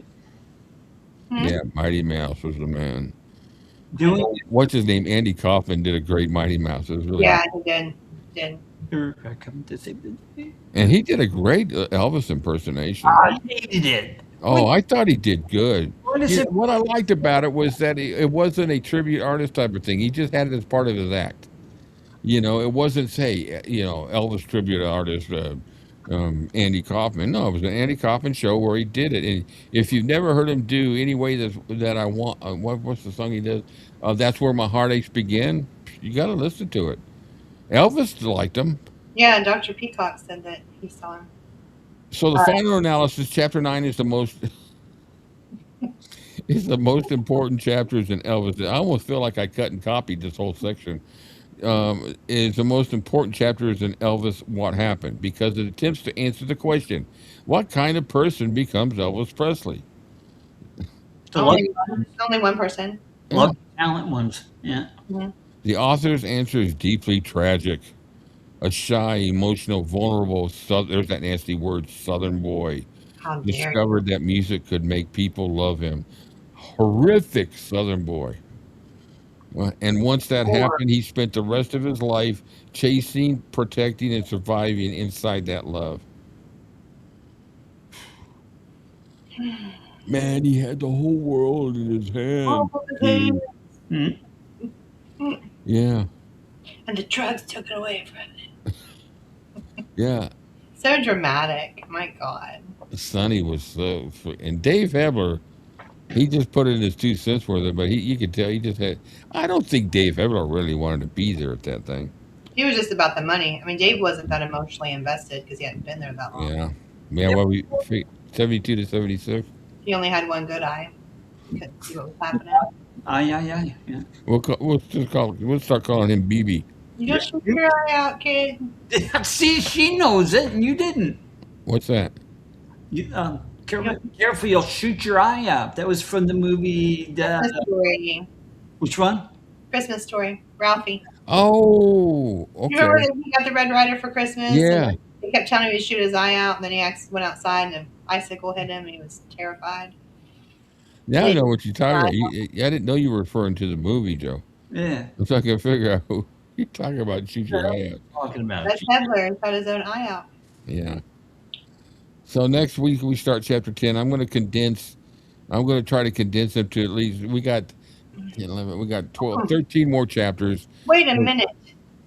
We're only on chapter 10 and they're just now getting to the Blue Moon Boys and Bob Neal? Yep. Oh, Lord. So I'm going to condense them because I'm finding a common theme. It's the same blame on everything. Mm-hmm. So I just want to pull out the points like when they're talking about Blue Moon and Bob Neal.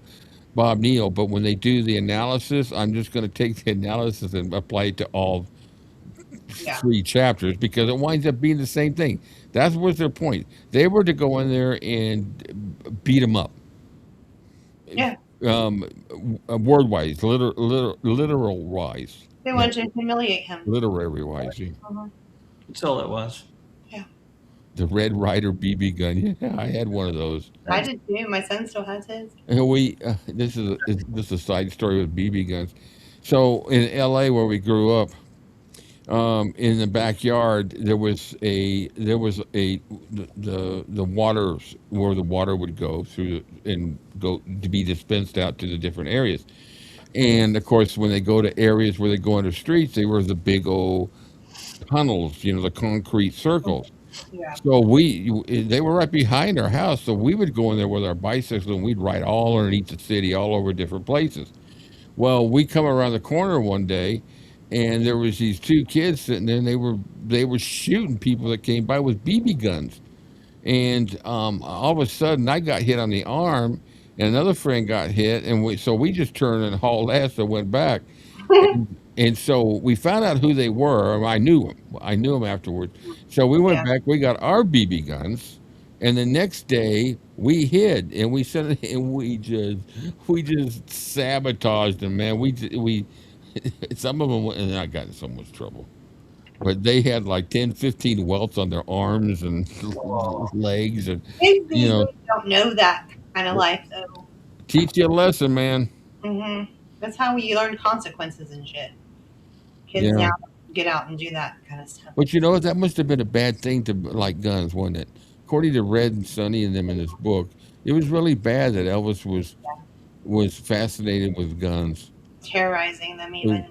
Yeah, it was all about power. Give me a break. Must have been a sick man to like guns. God. When I do, I don't hold my gun that much. The only time I ever do is when I need. It's on a magnet, so I can grab it. But the only time I ever do is if I need to clean it or whatever. So very rarely.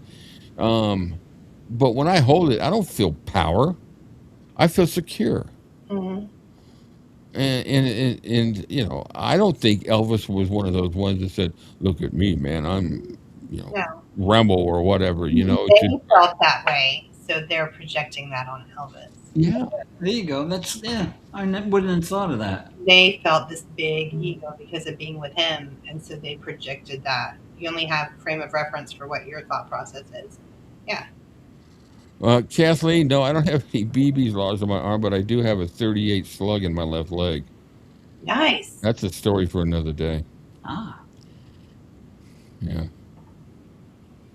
Not a good story. I really don't want to tell it on live. So, came out good. Anyways, you're here. That's what matters. Yeah. You know, even though the book is long, I get more and more mad about this, but I can't wait to. Well, I can't say that, can I? It's got to be kept quiet. Um, Yeah. I almost said so. Yeah. I just got a nice surprise coming up, guys. I just want you to know that you guys are going to really like it. Now I know. So, but I got to keep it on the hush because Can't ruin it.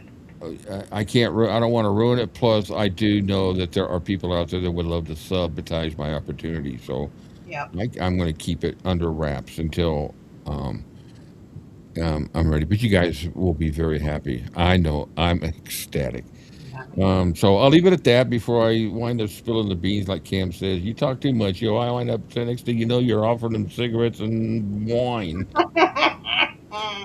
No, I'm not. Hey, Amy, I'm going to ask you a question. Where's honey? Was Donna ever asked by Elvis to her parents to live at Graceland? I mean, Nash's book doesn't mention it. Here's what I think. That's just my thoughts and knowing what I know about Elvis and how he did things. I do imagine she was probably coming to visit in the summer and visit her grandmother. I used to spend a lot of time with my grandmother in the summers. So with any kid, when it's time to go home, you don't want to go home. Right. Because your grandma spoils you rotten. So I imagine it was probably some kind of conversation about little Donners didn't want to go home, and Elvis being Elvis was like, well, she can stay here. Right. I believe the story where Elvis was gone a lot and she was company for grandma. Right. So depending on, I mean, wasn't Aunt Delta there? Yeah, when you hear Donners tell it, it's like, oh, Elvis is some creepy. She makes it creepy. Yeah. But then she tells it earlier on, I've heard, where it was company for grandma because no one was there. So she would spend time with her. So yeah, maybe. But I don't think it was some creepy, like he wanted to raise her, like she's making it sound now. We don't need any more of that shit on Elvis anyway, so pipe down with that. And she didn't live at Graceland when she did. Oh my God, she lived in a trailer on the property. It was on the Grace, but they never say that. Mm-mm. Did you live at Graceland? Yes. No, you didn't. I want to say something about stuff like that, what she's saying in these interviews, because there's some more coming out, one today, one tomorrow, interviews with her. And this is I know that the ones watching us already know this answer because you guys are just, too smart to be fooled by this shit. But for the trolls that I know are watching, and probably their leader too, Mm-hmm. fact is not just coming from the mouth. Just No. because you say it happened, does not make it fact. What makes it fact is court documents that you get, other witnesses. Mm-hmm. Somebody's wrote it in a book outside of what you said. That Someone else saw it. So by that logic, would he believe everything Priscilla said if she told him in person? yeah, I guess so. yeah, Let me just here. yeah. He does. Mine's a hardback. Let me hold it up. There you go. It's like he was telling that story. He was telling the story about Stanley changed his last name to Presley, right? Mhm. So he was going after me because I called him a liar about something, and he was going on about shows us the video where David Stanley says, "Yeah, I changed my name." Was it David or It Billy? was Billy. Yeah, so he changed his last name to Presley like back in the '80s or something like that. 87, I believe it was. And he But said, I don't know if I believe that unless I see the paper. Honestly. well, that's what I was thinking. He said, you're sitting there telling me that you believe it just because a person that has lied and told all kinds of stories about Elvis, all of a sudden you believe it? Because why doesn't he No, use it? I want to see the paperwork. Mm-hmm. It's like the same with Donna changing to Presley. You want to keep saying it? Fucking put up the paperwork. Yeah, put the paperwork. I've got the paperwork to prove what I'm saying, and it's not Ew. Chat GPT. It's Rick here. On your way here, bring me an In-N-Out burger, please. No kidding. That sounds good. Sunflower said, Elvis said to her, if you wasn't my cousin, I would marry you. Ew. I don't think so. Donners, Have honey. you seen what pictures of her, what she looked like then? We've seen your yearbook photo, honey. It's not Mm, good. it's really rough. You got Yeah, The only thing missing is the tail. sure is. Hey, the gloves are off, baby. Yep. Gloves are off. You ain't seen But we got more novelty products coming up. Mm-hmm. I'm gonna up that merchandise. So I, I just can't imagine getting such a woody over talking to people who knew Elvis. I've talked to hundreds of people, maybe 50 people, maybe I'm exaggerating. Probably Me, 50 people who knew Elvis. me yeah, too. You and too. that's I what. don't walk. Oh my God. Can you even? Can you even? She hates women. Her and Karen are utterly mean girls who want to belittle every woman else. Yes. And they cut this part out of their edit when they asked about Riley, Yeah, and Larry said, "Well, you're assuming Riley doesn't know about her history." And this bitch, from who? Karen, shut up. You don't know anything. You know what Donna is feeding you, and you know what some crusty man on YouTube doesn't know because he doesn't know. So that's minimizing Lisa and what she said to her children, and that's assuming. Also, Riley spends time with Patsy Presley now, so Donna's not the only family that's alive. yeah. My God, shut up! It makes me so mad. Anyway, It's, leave Lisa alone. it's, Just tell your stories. Oh, you don't have any. So that's why you're going after everybody else, and you're minimizing Lisa. Just tell about the times you're around Elvis and leave everybody out of it. Why can't you do that? That's what the Smiths do. I just hated how rude they were at. And Oh, leaning in and yelling and like he's deaf. laughing in his face. Pushing him about Priscilla. Yeah. And well, he she said, I made don't a want to talk remark about today. her. She made a remark today in the Joe Sins, I think it was the Joe Sins interview, where she was talking about Priscilla and how, how Lisa portrayed her, and she, it was a question about, how she said she came back out from underneath the rock, and to start discussing about Elvis and because of what Priscilla was doing, so she was going on about, how agreeing with what Lisa was saying about Priscilla and all the problems, and she was agreeing with that. But wasn't it just recent? Wasn't she the one that said, "Well, Priscilla did the best she Yeah, could"? I sent you that video last night. Yeah, I screen grabbed it before she took it down. Yeah, and then she said that Buddy served time in jail. No, he didn't. No, he was going to. Joe Did you get the impression, in your opinion, being around them in the early 2000s, forever long, that he was sucking on fentanyl patches and high as a kite? Never No, thought. if she said that he was doing 100 milligram pills of fentanyl a day. Now, I'm going to tell you something. If you're doing that, number one, I looked it up to see what the power would be, what was going to happen. You wouldn't be Well, coherent. obviously, death. Freaking kill you. You wouldn't be abusing anybody. You wouldn't be awake enough to. Yeah, he couldn't be doing all the stuff he was doing if he was taking that many. That's ridiculous. It's just a totally ridiculous statement.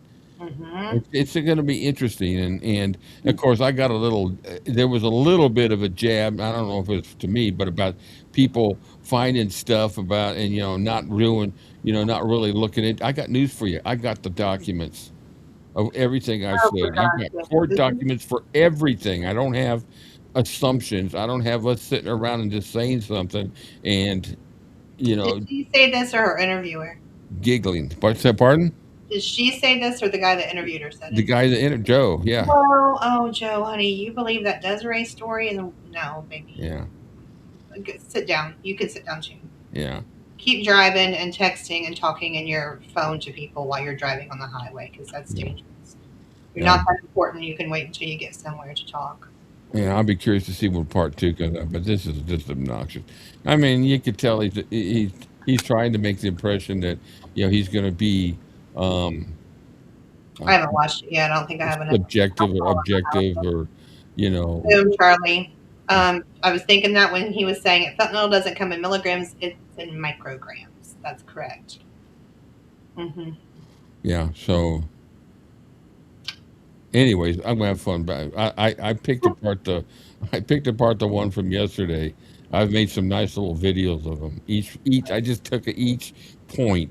It started off with Gladys, and of course, But did why that did need to be said? Did that need to be brought up at all? that's what that's what I said in the video. I said, really, this is a topic for an interview. Larry Geller never knew Gladys. But also, it was like wanting Donna to corroborate what was in Lisa's book. Yeah, Donna's not in position to corroborate what Lisa's views were. yeah. Thank you. Like they're Anyways, Donna to verify. Please Stop. If you want to see the original uncut one, and I synced all the audio properly, so you don't Oh, have good. to deal with that. But if or maybe I did upload the original one before I did that, but I have all the synced ones. But I did 5 videos based upon the interview. I've got room for a few more, but they're not really topics that are. It's just the typical talking points agenda. But I addressed the deal about Joel Weinstein getting paid, Gladys defending Riley. It's just all ridiculous, absolutely, and the disrespect that those two showed. And when she sits there and she goes like this, I can't hear you type of deal, and then she goes, "Are you telling the truth, Larry? Yeah. Are you freaking kidding me?" Well, because they got to align with Joe Sins because he believes it does raise satin. And did you get fentanyl patches back then? Yeah, they did have transdermal patches in the 90s. But what people would do is cut those up in strips and then eat them. Yep. To get high. I had a really good friend. Her husband actually unalived her that way. She swallowed them in a beer. Yeah. I have the same friend that did the same thing. He took several patches, put them on the inside of his mouth. Mm-hmm. And they cut them up in strips. So there would have been no measuring, like the milligrams or whatever, micrograms or whatever. Yeah. You would just be cutting them and eating them up. But all they were doing at the time, she said she left him at some point. When she said she left him, would have been the Rivermark era. So if you guys have been living under a rock for the last few weeks or months, so I started my Facebook group, then you would not have known, which most everybody knows, is that I was the one that created that because I discuss that all the time. But today, I was exposed as the creator of that channel. So Oh my God! In a public group. in a public group, oh my God. He did it in a video today. He exposed me when I've been talking about it all along. Everybody knows who it was. I made no bones about it. He keeps acting like I made the video with the pictures. I don't control what Rick posts in his group. If you actually looked at the post, This is Rick. it says Rick Lowe. He's got to attach me to it because he can't get over me. Yeah. Well, do you have my name yet? What does your wife think about that, Louie? I know, Amy. I'm a Christian man. I got a wonderful who my life. name is. Yeah, Mm-hmm. I'm a Christian man, and I got a loving wife. But I'm not even going I to say can't it. get over Amy telling me to fuck Yeah, off. unbelievable hypocrite. When did Unbelievable. Well, we pick on or turn on Larry? So you're What? it's just How we going to Larry? Oh, I think he's talking about another content creator who's they are reviewing Larry's book and Right. then comparing them with other books, and like kind of how we do to match up stories. yeah. So I haven't seen the last few of those, but I know I don't feel like they're being done negatively. It's just like a sourcing, Mhm.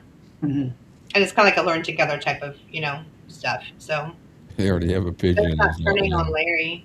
I mean, he questions people all the time, but it's only certain people he allows to be questioned. Well, honey, baby, you don't run the internet, nor do you run any of us. It's called free will. I tell you what, when he made that, and they cut it out, didn't they? And when they put it back out, when Larry says, "Well, how do you know she's Yeah, how do you know what she knows? not?" They cut that out because Yeah, it they made, did. huh? Yeah, they did. I mean, Yeah. it makes you so dishonest too. Yeah, and some of the stupid giggling. Oh my God. God, it was like fingers on a chalkboard. I'm sorry, but that's not even being dramatic. All I could think of was that part in Priscilla's book where she comes home from the first time visiting Elvis in the States, and her dad says her eyes look like 2 piss holes in the snow. That's all I could think when a certain person's face was on there. And it's so obnoxious. And I did no adjustments on the speed, except for one video. Did you see the video I sped up with the dragonfly? Oh, that was funny. What was cut out, Amy? Where they asked Donner's, what the question from the viewer was, what's wrong with Riley that she doesn't want to know about her history? Well, that's very presumptuous, because how do you don't know Riley? You don't know what she wants to know or what she's been told. So you're assuming Lisa's never told her about Elvis, right? Right. Like they didn't grow up going to Graceland. I mean, hi. Yeah. So then Donna says, well, I don't know. I've reached out a couple times. She hasn't. I just want to tell her about the values of our family. So then they ask Larry, and Larry says, who's the question asked by? And he goes, well, why does Terry think Riley doesn't know? And then Karen, in all of her audacity, says, well, who from who? You know, because if Donna isn't telling her, it can't be correct. What I like about that one point is it froze her for a second. Mm-hmm. He didn't know how to reply to that, and then she replied, well, then by whom? Other family members. And what did he say? What I don't know, but what does it matter? Larry's too enlightened to play those games with them. They have to figure that out. She thought she had an idiot on her hand, and no, not old Larry, not my Larry. Guess who the idiots were? Mm-hmm. Larry is both wearing white. Intelligent. Well, they made them. I gained even more respect for him because I actually laughed and clapped my hands when he made that remark about, well, how do you know? How do you know what she knows? You're the part about the defending Elvis. What? I never heard of that. Yeah. Lewis too? Yeah, those testicles of somebody shrank to little raisins when that happened. When did he say that? When was that done? 1, 2, or 3? It was done yesterday. This one about Riley was yesterday, but they've cut it out, so you'll have to see Rick's. Yeah, I'll send you the link of the. No, I heard that, but did he say something about, I don't know, defending Elvis? That was the first or second one. That was the first one. I've got that one too. You didn't know Lewis. I think that one's still up. And then he played that down. He was like, well, I mean, you wouldn't really know. Well, wait a minute. I thought you WhatsApped like all the time. What are you talking about? But now he doesn't know you and it's okay? Yeah. These interviews that they just went on and on about. I mean, the video he put out today, his thumbnail says Donna found not guilty. What? Yeah, about I guess from Joe Sims there, he proved. I don't know. I haven't watched the whole thing yet. I can't handle either one of those talking. It's just. I'm sorry. I'm not going to say a whole lot about it. It's so comical at this point. Yeah, it's the whole setup, the whole scene. Don't tell me that's not what non-rehearsed. That is, what's the word? Just spontaneous. It's just spontaneous. Yeah, and I'm Elvis. Well, it's time for my afternoon nap. I'm in busy beach. Yeah, me too. What is it? Hey, this turned out nice 2.5 hour show. We had a good amount of viewers, constant, and for the ones who were spying and trolling, thank you for all the views. I really appreciate it. Now, I will give you one suggestion. If you really want to find out what the truth is of what you're being told, I have provided that for you on my Facebook page of the proof. Yeah. Of the things that he tells you is true, but he never shows you proof. Bye, Jerry. And it was interesting when he said he wasn't capable of lying. Or, sir, are you okay? Yeah. Sir, are you? What? Huh? It's so funny. It is hilarious. Yeah. And he thinks he's really doing something. I mean, he really believes he's. Yeah. Taking on the world. It's the biggest movement ever been out there. One on his last video. Bigger bowel movements. That's what I was just gonna say. On his last video, he said something about putting the two together. Was that Sims and somebody else? I don't know. I didn't hear. I heard a little bit this morning. Yeah, he was saying that he put it all together. Yeah, honestly. Yeah. Because Joe Sin said Edie Hand told him that Edie was threatened by Buddy. Yeah, that's out in that archive article. We've all been talking about that for about a year now. That's not new information. Oh, really? Edie has said that before, that she was threatened by Buddy because Edie wanted her part of the book money that she put up. I think it was like $25,000. Jeez. So when Edie went to him, Buddy threatened her. That doesn't exonerate Donna of anything. No. And also, too, for those of you who think that her past is her past, I got news for you. Her past is still current. Mm-hmm. Yeah. Buddy's been dead since 2013, and she still is continuing with the fraudulent maneuvers, for lack of a better term, and stiffing people. So, that's not history. That's not a husband on drugs or abusive. That's a person with a freaking serious problem. Mhm. Kathleen, thank you for stopping by. Tomorrow, inside the studios, a replay of 3 great freaking songs, and then I'll send out a trailer later tonight for the or at least some notification for the interviews tomorrow. And then of course everything else goes. No radio show tonight. I'm just going to rest, but keep in mind, keep an eye out for the 2 radio shows we're talking about doing. We're definitely going to do a special one on the suitcase. That'll I be a can't cool wait one. for that one. Get Joe in there, and we'll just have a nice discussion on that. Sounds cool. I All love right, guys. Thank you very much. Have a great day. I have no smart ass remark right now. Thank you, guys. I All got. right, y'all have a good evening. What happened? I said I got to go potty, and she did it. Accept. Oh. All right. Good night, guys. Love you guys. You guys are awesome. Every one of you. Take care. Bye, guys.